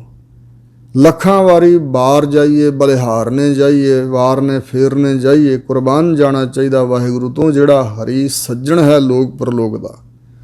ਪਰ ਮਨ ਦੀ ਗਮਤਾ ਪਹੁੰਚ ਤੋਂ ਪਰੇ ਹੈ। ਅਗਾਹ ਜਿਹਦਾ ਗਾਹ ਥਾ ਨਹੀਂ ਪਾਇਆ ਜਾਂਦਾ। ਬਹੁਤ ਡੂੰਘਾ ਹੈ ਵਾਹਿਗੁਰੂ ਪਰਮਾਤਮਾ। ਸ਼ਰਮ ਪਈ ਨਾਰਾਇਣ ਹੈ, ਨਾਨਕ ਦਰ ਪਈ ਆਹੋ। ਜਿਹੜੀਆਂ ਵਾਹਿਗੁਰੂ ਦੇ ਦਰ 'ਤੇ ਪਈਆਂ ਰਹਿੰਦੀਆਂ, ਉਹਨਾਂ ਨੂੰ ਦਰ ਢੱਠਣ ਵਾਲੀਆਂ ਦੀ ਪਰਮਾਤਮਾ ਨਾਰਾਇਣ ਅਕਾਲ ਪੁਰਖ ਨੂੰ ਸ਼ਰਮ ਪਈ, ਕਿਉਂਕਿ ਉਹਦਾ ਬਿਰਧ ਹੈ, ਜੋ ਸ਼ਰਨ ਆਵੇ ਤਿਸ ਕੰਠ ਲਾਵੇ। ਉਹਨਾਂ ਦੀ ਪੈਜ ਰੱਖਣੀ ਇਹ ਪਰਮਾਤਮਾ ਦਾ ਸੁਭਾਅ ਹੈ। ਇਸ ਗੱਲ ਦੀ ਉਹਨੂੰ ਸ਼ਰਮ ਪਈ ਕਿ ਮੇਰੇ ਦਰ 'ਤੇ ਹੀ ਟੱਠੇ ਰਹੇ ਹਨ। ਪੋਖ ਸੁਹੰਦਾ ਸਰਬ ਸੁਖ ਜਿਸ ਬਖਸ਼ੇ ਵੇ ਪ੍ਰਵਾਹੋ। ਹਜੂਰ ਕਹਿੰਦੇ ਨੇ ਕਿ ਇਹ ਪੋਹ ਦਾ ਮਹੀਨਾ ਵੀ ਉਹਨਾਂ ਵਾਸਤੇ ਸੁਹੰਦਾ, ਸ਼ੋਭਨੀਕ ਹੈ, ਸੁਹਾਵਾ ਹੈ, ਤੇ ਸਾਰੇ ਤਮਾਮ ਸੁਖ ਉਹਨਾਂ ਨੂੰ ਮਿਲ ਗਏ ਸਮਝੋ, ਜਿਸ ਦੇ ਤਾਈਂ ਵੇ ਪ੍ਰਵਾਹ ਪਰਮਾਤਮਾ ਬਖਸ਼ ਦਿੰਦਾ। ਸਾਰੇ ਖਤੇ ਗੁਨਾਹ ਬਖਸ਼ ਕੇ ਜਿਨ੍ਹਾਂ ਨੂੰ ਅੰਗੀਕਾਰ ਕਰ ਲਿਆ ਨਾ ਵਾਹਿਗੁਰੂ ਨੇ, ਉਹਨਾਂ ਵਾਸਤੇ ਪੋਹ ਦਾ ਮਹੀਨਾ ਬੜਾ ਸ਼ੋਭਨੀਕ ਹੈ। ਸਾਰੇ ਸੁਖ ਉਹਨਾਂ ਨੂੰ ਪ੍ਰਾਪਤ ਹੋ ਗਏ ਹਨ ਉਸ ਨੂੰ। ਹੁਣ ਸਤਿਗੁਰੂ ਮਹਾਰਾਜ ਮਾਘ ਦੇ ਮਹੀਨੇ ਰਾਹੀਂ ਉਪਦੇਸ਼ ਦੇ ਰਹੇ ਨੇ। ਮਾਘ ਮੱਜਨ ਸੰਗ ਸਾਧੂਆ ਧੂੜੀ ਕਰ ਇਸ਼ਨਾਨ। ਆਮ ਤੌਰ 'ਤੇ ਮਕਰ ਸੰਕ੍ਰਾਂਤੀ ਮਾਘੀ ਵਾਲੇ ਦਿਨ ਲੋਕ ਤੀਰਥ ਸਥਾਨਾਂ 'ਤੇ ਬਹੁਤ ਜਾ ਕੇ ਇਸ਼ਨਾਨ ਕਰਦੇ। ਇਹਨਾਂ ਪੁਰਬਾਂ ਦੇ ਸਮੇਂ ਜਿਹੜਾ ਤੀਰਥਾਂ 'ਤੇ ਇਸ਼ਨਾਨ ਕੀਤਾ ਜਾਂਦਾ ਉਹਨੂੰ ਮੱਜਨ ਕਿਹਾ ਜਾਂਦਾ। ਆਮ ਤੌਰ 'ਤੇ ਨਹਾਈਏ ਇਸ਼ਨਾਨ, ਜਿਹੜਾ ਪੁਰਬਾਂ 'ਤੇ ਜਾ ਕੇ ਤੀਰਥਾਂ 'ਤੇ ਨਹਾਉਣਾ ਉਹਨੂੰ ਮੱਜਨ ਕਹਿੰਦੇ ਨੇ। ਹਜੂਰ ਕਹਿੰਦੇ ਨੇ ਸਾਧੂਆਂ ਦੀ ਸੰਗਤ ਵਿੱਚ ਵਸਣਾ ਤੇ ਨਿਮਰਤਾ ਧਾਰ ਕੇ ਉਹਨਾਂ ਦੀ ਸੇਵਾ ਕਮਾਉਣੀ, ਇਹ ਉਹਨਾਂ ਦੀ ਧੂੜੀ ਵਿੱਚ ਜਿਹੜਾ ਇਸ਼ਨਾਨ ਕਰਨਾ, ਇਹੀ ਮੱਜਨ ਪੁਰਬਾਂ ਦਾ ਇਸ਼ਨਾਨ ਹੈ, ਇਹੀ ਤੀਰਥਾਂ ਦਾ ਇਸ਼ਨਾਨ। ਹਰ ਕਾ ਨਾਮ ਧਿਆਏ ਸੁਣ। ਜਦੋਂ ਚਾਹੁੰਦਾ ਮੈਂ ਪਵਿੱਤਰ ਹੋ ਜਾਵਾਂ ਤਾਂ ਹਰੀ ਪਰਮਾਤਮਾ ਦੇ ਨਾਮ ਦਾ ਧਿਆਨ ਕਰ, ਅਰਾਧਨ ਕਰ, ਤੇ ਨਾਲ ਕੰਨਾਂ ਨਾਲ ਸੁਣ ਵੀ। ਜ਼ਬਾਨ ਨਾਲ ਜਪ, ਮਨ ਕਰਕੇ ਧਿਆਨ ਧਰ, ਕੰਨਾਂ ਦੁਆਰਾ ਸੁਣ, ਤੇ ਸਭਨਾਂ ਨੂੰ ਕਰ ਦਾਨ। ਅੱਗੇ ਖਰੈਤ ਵੰਡ ਇਸ ਨਾਮ ਦੀ, ਪਰਮਾਤਮਾ ਦੇ ਨਾਮ ਦੀ ਪ੍ਰੇਰਨਾ ਹੋਰਨਾਂ ਨੂੰ ਵੀ ਦੇ। ਜਨਮ ਕਰਮ ਮਲ ਉਤਰੈ ਮਨ ਤੇ ਜਾਏ ਗੁਮਾਨ। ਜੇ ਇੰਜ ਕਰੇਗਾ ਤੇ ਅਨੇਕਾਂ ਜਨਮਾਂ ਦੇ ਅਨੇਕਾਂ ਕਰਮਾਂ ਕਰਕੇ ਜਿਹੜੀ ਮਨ ਨੂੰ ਮੈਲ ਲੱਗੀ ਹੋਈ ਆ ਉਹ ਉਤਰ ਜਾਂਦੀ ਹੈ, ਤੇ ਮਨ ਵਿੱਚੋਂ ਜਿਹੜਾ ਗੁਮਾਨ ਹੰਕਾਰ ਹੈ ਨਾ ਉਹ ਵੀ ਚਲਿਆ ਜਾਏਗਾ। ਕਾਮ ਕ੍ਰੋਧ ਨਾ ਮੋਹੀ ਹੈ, ਨਾ ਕਾਮ ਵਾਸ਼ਨਾ ਵਿਕਾਰ ਦ੍ਰਿਸ਼ਟੀ ਲਗਾਓ ਸਰੀਰਾਂ ਨਾਲ, ਨਾ ਕ੍ਰੋਧ ਚਿੱਤ ਦੀ ਤੀਖਣ ਬਿਰਤੀ, ਇਹ ਤੈਨੂੰ ਮੋਹਿਤ ਨਹੀਂ ਕਰਨਗੇ। ਨਾ ਮੋਹ ਹੀ ਰਹੇਗਾ ਸਰੀਰਾਂ ਦਾ, ਪਦਾਰਥਾਂ ਦਾ। ਬਿਨਸੈ ਲੋਭ ਸੁਵਾਨ। ਲੋਭ ਰੂਪੀ ਕੁੱਤਾ ਵੀ ਤੇਰੇ ਅੰਦਰੋਂ ਬਿਨਸ ਜਾਏਗਾ। ਲੋਭ ਨੂੰ ਕੁੱਤੇ ਦੇ ਹਲਕਾ ਵਰਗਾ ਵੀ ਕਿਹਾ ਹਜ਼ੂਰ ਨੇ। ਜਿਉਂ ਕੂਕਰ ਹਰਕਾਇਆ ਧਾਵੈ ਦਹਿ ਦਿਸ ਜਾਏ। ਲੋਭੀ ਜੰਤ ਨ ਜਾਣੇ ਭਖ ਭਖ ਸਭ ਖਾਏ। ਇਹ ਲੋਭ ਰੂਪੀ ਕੁੱਤਾ ਵੀ ਬਿਨਸ ਜਾਂਦਾ ਹੈ ਜੇ ਵਾਹਿਗੁਰੂ ਦੇ ਨਾਮ ਨਾਲ ਜੁੜੀਏ ਤਾਂ। ਸੱਚਾ ਮਾਰਗ ਚੱਲਦੇ ਆ ਉਸਤਤ ਕਰੇ ਜਹਾਨ। ਸੱਚ ਸਰੂਪ ਜੋ ਵਾਹਿਗੁਰੂ ਹੈ ਉਸ ਦੀ ਜਿਹੜੀ ਹੈ ਨਾ ਪ੍ਰਾਪਤੀ ਦਾ ਮਾਰਗ, ਬੰਦਗੀ ਸਿਮਰਨ ਭਜਨ, ਇਸ ਮਾਰਗ 'ਤੇ ਚੱਲਦਿਆਂ ਹੋਇਆਂ ਸਾਰਾ ਜਹਾਨ ਉਸਤਤ ਹੀ ਕਰਦਾ, ਮਾੜਾ ਕੋਈ ਨਹੀਂ ਕਹਿੰਦਾ। ਸੋ ਇਸ ਪ੍ਰਕਾਰ ਜਿਹੜੇ ਲੋਕ ਤਾਂ ਹੁੰਦੇ ਹੀ ਰੱਬ ਦੇ ਪਿਆਰਿਆਂ ਦੇ ਵਿਰੋਧੀ ਨੇ, ਉਹਦਾ ਬਿਨਾਂ ਕਾਰਨ ਤੋਂ ਨਿੰਦਿਆ ਕਰਦੇ ਨੇ, ਪਰ ਉਹਨਾਂ ਦਾ ਪਾਜ ਵੀ ਉਗੜ ਜਾਂਦਾ ਜੇ ਅਸੀਂ ਸਹੀ ਮਾਰਗ 'ਤੇ ਚੱਲਦੇ ਰਹੀਏ ਤਾਂ ਮਹਾਰਾਜ ਕਹਿੰਦੇ ਨੇ ਜੋ ਜਹਾਨ ਦੇ ਵਿੱਚ ਚੰਗੇ ਲੋਕ ਨੇ ਨਾ, ਸੱਚ ਦੇ ਤਾਂ ਹੀ ਮੰਨਣ ਵਾਲੇ, ਉਹ ਉਸਤਤ ਹੀ ਕਰਦੇ ਨੇ। ਕਿਉਂਕਿ ਰੱਬ ਦੇ ਪਿਆਰੇ ਜੋ ਇਸ ਮਾਰਗ 'ਤੇ ਚੱਲਦੇ ਨੇ, ਬੰਦਗੀ ਵਾਲੇ ਰਾਹ 'ਤੇ ਚੱਲਦੇ, ਉਹਨਾਂ ਕੋਲ ਬੁਰੇ ਕਰਮ ਨਹੀਂ ਹੁੰਦੇ। ਉਹਨਾਂ ਦੇ ਹੱਥੋਂ ਸੁੱਖ ਹੀ ਵਰਸਾਇਆ ਜਾਂਦਾ, ਲੋਕਾਂ ਨੂੰ ਲਾਭ ਵੀ ਪਹੁੰਚਦਾ ਹੈ। 68 ਤੀਰਥ ਸਗਲ ਪੁੰਨ ਜੀ ਦਇਆ ਪ੍ਰਵਾਨ। 68 ਤੀਰਥਾਂ ਦੇ ਇਸ਼ਨਾਨ ਦਾ ਫਲ, ਸਾਰੇ ਪੁੰਨਾਂ ਪਵਿੱਤਰ ਕਰਮਾਂ ਦਾ ਫਲ ਮਿਲ ਜਾਏਗਾ। ਜੀ ਦਇਆ ਪ੍ਰਵਾਨ। ਰੱਬ ਦੇ ਜੀਆਂ 'ਤੇ ਦਇਆ ਕਰਨੀ ਹੀ ਪ੍ਰਵਾਨ ਹੈ ਪਰਮਾਤਮਾ ਨੂੰ। ਇਹ 68 ਤੀਰਥਾਂ ਦੇ ਤੌਰ 'ਤੇ, ਸਾਰੇ ਪੁੰਨਾਂ ਦੇ ਤੌਰ 'ਤੇ ਇਹ ਸਭ ਕੁਝ ਪ੍ਰਵਾਨ ਹੋ ਜਾਏਗਾ, ਭਾਵੇਂ ਇਹਨਾਂ ਦਾ ਫਲ ਮਿਲ ਜਾਏਗਾ। ਆਪਣੀ ਜੀਵ ਆਤਮਾ 'ਤੇ ਦਇਆ ਕਰਨੀ, ਸਿਮਰਨ ਕਰਨਾ ਆਪਣੇ ਭਲੇ ਵਾਸਤੇ, ਤੇ ਹੋਰਨਾਂ ਦੇ ਉੱਪਰ ਵੀ ਪਰਉਪਕਾਰ ਕਰਨਾ, ਇਹ ਪਰਮਾਤਮਾ ਦੇ ਦਰ 'ਤੇ ਪ੍ਰਵਾਨ ਹੈ। ਜਿਸ ਨੂੰ ਦੇਵੈ ਦਇਆ ਕਰ। ਇਹ ਦਾਤ ਜਿਸ ਨੂੰ ਪਰਮਾਤਮਾ ਦਇਆ ਕਰਕੇ ਬਖਸ਼ ਦਿੰਦਾ ਹੈ। ਸੋਈ ਪੁਰਖ ਸੁਜਾਨ। ਉਹੀ ਪੁਰਖ ਸੁਜਾਨ, ਦਾਨਾ ਪ੍ਰਦਾਨਾ, ਸਿਆਣਾ ਸਮਝਦਾਰ ਜਾਣਕਾਰ ਹੈ। ਜਿਨ੍ਹਾਂ ਮਿਲਿਆ ਪ੍ਰਭ ਆਪਣਾ, ਜਿਨ੍ਹਾਂ ਦੇ ਤਾਈਂ ਆਪਣਾ ਆਤਮਾ ਰੂਪ ਪ੍ਰਭੂ ਪਰਮਾਤਮਾ ਮਿਲ ਪਿਆ ਹੈ। ਨਾਨਕ ਤਿਨ ਕੁਰਬਾਨ, ਹਜੂਰ ਕਹਿੰਦੇ ਅਸੀਂ ਉਹਨਾਂ ਤੋਂ ਕੁਰਬਾਨ ਸਦਕੇ ਬਲਿਹਾਰ ਜਾਂਦੇ ਹਾਂ। ਮਾਘ ਸੁੱਚੇ ਸੇ ਕੰਢ ਯਹ ਜਿਨ ਪੂਰਾ ਗੁਰ ਮਿਹਰਬਾਨ। ਇਸ ਮਾਘ ਦੇ ਮਹੀਨੇ ਵਿੱਚ ਸੁੱਚੇ ਪਵਿੱਤਰ ਸੇ ਉਹ ਹੀ ਕੰਢ ਯਹ ਕਹੇ ਜਾਂਦੇ ਹਨ ਜਿਨ੍ਹਾਂ ਦੇ ਉੱਪਰ ਪੂਰਾ ਸਤਿਗੁਰੂ, ਪੂਰਨ ਸਤਿਗੁਰੂ ਨਾਨਕ ਦੇਵ ਮਹਾਰਾਜ ਜੀ, ਗੁਰੂ ਅੰਗਦ ਸਾਹਿਬ, ਗੁਰੂ ਅਮਰਦਾਸ, ਗੁਰੂ ਰਾਮਦਾਸ, ਪੂਰੇ ਸਤਿਗੁਰੂ ਜੀ ਜਿਨ੍ਹਾਂ ਤੇ ਮਿਹਰਬਾਨ ਹੋਏ। ਅੱਗੇ ਸਤਿਗੁਰੂ ਜੀ ਫੱਗਣ ਦੇ ਮਹੀਨੇ ਰਾਹੀਂ ਉਪਦੇਸ਼ ਦੇ ਰਹੇ ਨੇ। ਫਲਗੁਣ ਆਨੰਦ ਉਪਾਰਜਨ, ਸੰਸਕ੍ਰਿਤ ਵਿੱਚ ਫਲਗੁਣ ਨਾਮ ਹੈ ਫੱਗਣ ਦੇ ਮਹੀਨੇ ਦਾ। ਹਜੂਰ ਕਹਿੰਦੇ ਨੇ ਆਨੰਦ ਉਪਾਰਜਨਾ, ਉਪਜਦਾ ਹੈ, ਪ੍ਰਗਟ ਹੋ ਜਾਂਦਾ ਹੈ। ਹਰ ਸੱਜਣ ਪ੍ਰਗਟੇ ਆਏ, ਜਿਨ੍ਹਾਂ ਦੇ ਹਿਰਦੇ ਅੰਦਰ ਹਰੀ ਸੱਜਣ ਪਰਮਾਤਮਾ ਜੀ ਆਪ ਪ੍ਰਗਟ ਹੁੰਦੇ ਨੇ ਉਹਨਾਂ ਦੇ ਅੰਦਰ, ਕਿਉਂਕਿ ਪਰਮਾਤਮਾ ਖੁਦ ਵੀ ਆਨੰਦ ਸਰੂਪ ਹੈ, ਇਸ ਕਰਕੇ ਆਨੰਦ ਪੈਦਾ ਹੋ ਗਿਆ। ਸੰਤ ਸਹਾਈ ਰਾਮ ਕੇ ਕਰ ਕਿਰਪਾ ਦੀਆ ਮਿਲਾਏ। ਇਹ ਦਾਤ ਕਿਵੇਂ ਮਿਲੀ ਜੀ? ਵਾਹਿਗੁਰੂ ਦੇ ਜਿਹੜੇ ਸੰਤ ਨੇ ਨਾ, ਰਾਮ ਪਰਮਾਤਮਾ ਦੇ, ਉਹ ਸਹਾਇਤਾ ਕਰਦੇ ਨੇ ਹੋਰਨਾਂ ਦੀ ਵੀ। ਰੱਬ ਦੇ ਪਿਆਰਿਆਂ ਦਾ ਸੰਗ ਬੜੀਆਂ ਉਲਝਣਾਂ ਦੂਰ ਕਰ ਦਿੰਦਾ ਹੈ। ਜਿਵੇਂ ਬਚਨ ਸਾਧ ਕਾ ਸੰਗ ਨਹੀਂ ਕਸ਼ਕਾਲ, ਦਰਸ਼ਨ ਭੇਟ ਤੋਂ ਹੋਤ ਨਿਹਾਲ। ਭਾਵਨਾ ਹੋਵੇ ਤੇ ਬਹੁਤੀ ਘਾਲਣਾ ਨਹੀਂ ਘਾਲਣੀ ਪੈਂਦੀ। ਕਰ ਕਿਰਪਾ ਦੀਆ ਮਿਲਾਏ, ਰਾਮ ਦੇ ਸੰਤ ਸਹਾਈ ਹੋਏ, ਉਹਨਾਂ ਨੇ ਕਿਰਪਾ ਕਰਕੇ ਮਿਲਾ ਦਿੱਤਾ। ਸੇਜ ਸੁਹਾਵੀ ਸਰਬ ਸੁਖ ਹੁਣ ਦੁੱਖਾ ਨਾ ਹੀ ਜਾਏ। ਹਿਰਦੇ ਰੂਪੀ ਸੇਜ ਵੀ ਸੁਹਾਵੀ ਸ਼ੋਭਨੀਕ ਬਣ ਗਈ ਜਿੱਥੇ ਵਾਹਿਗੁਰੂ ਬਿਰਾਜਮਾਨ ਹੋਇਆ, ਤੇ ਸਾਰੇ ਸੁਖ ਵੀ ਪ੍ਰਾਪਤ ਹੋਏ। ਹੁਣ ਦੁੱਖਾਂ ਵਾਸਤੇ ਕੋਈ ਜਗ੍ਹਾ ਹੀ ਨਹੀਂ ਰਹਿ ਗਈ।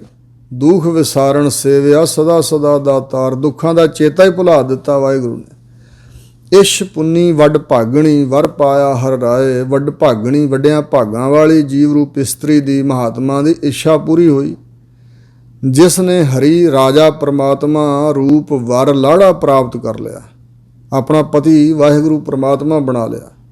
ਮਿਲ ਸਹੀਆਂ ਮੰਗਲ ਗਾਵਹੀ ਗੀਤ ਗੋਵਿੰਦ ਲਾਏ।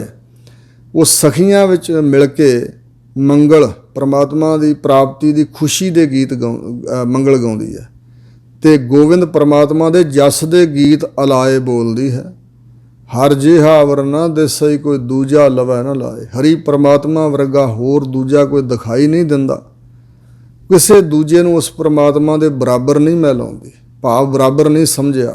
ਵਾਹਿਗੁਰੂ ਦੇ ਬਰਾਬਰ ਦਾ ਕੋਈ ਹੈ ਹੀ ਨਹੀਂ। ਤੇਰਾ ਸ਼ਰੀਕ ਕੋ ਨਾ ਹੀ ਜਿਸਨੂੰ ਲਵੈ ਲਾਏ ਸੁਣਾਇਆ। ਤੁਧ ਜੀਵੜ ਦਾਤਾ ਤੂੰ ਹੈ ਨਿਰੰਜਨਾ, ਤੂੰ ਹੈ ਸੱਚ ਮੇਰਾ ਮਨ ਪਾਇਆ।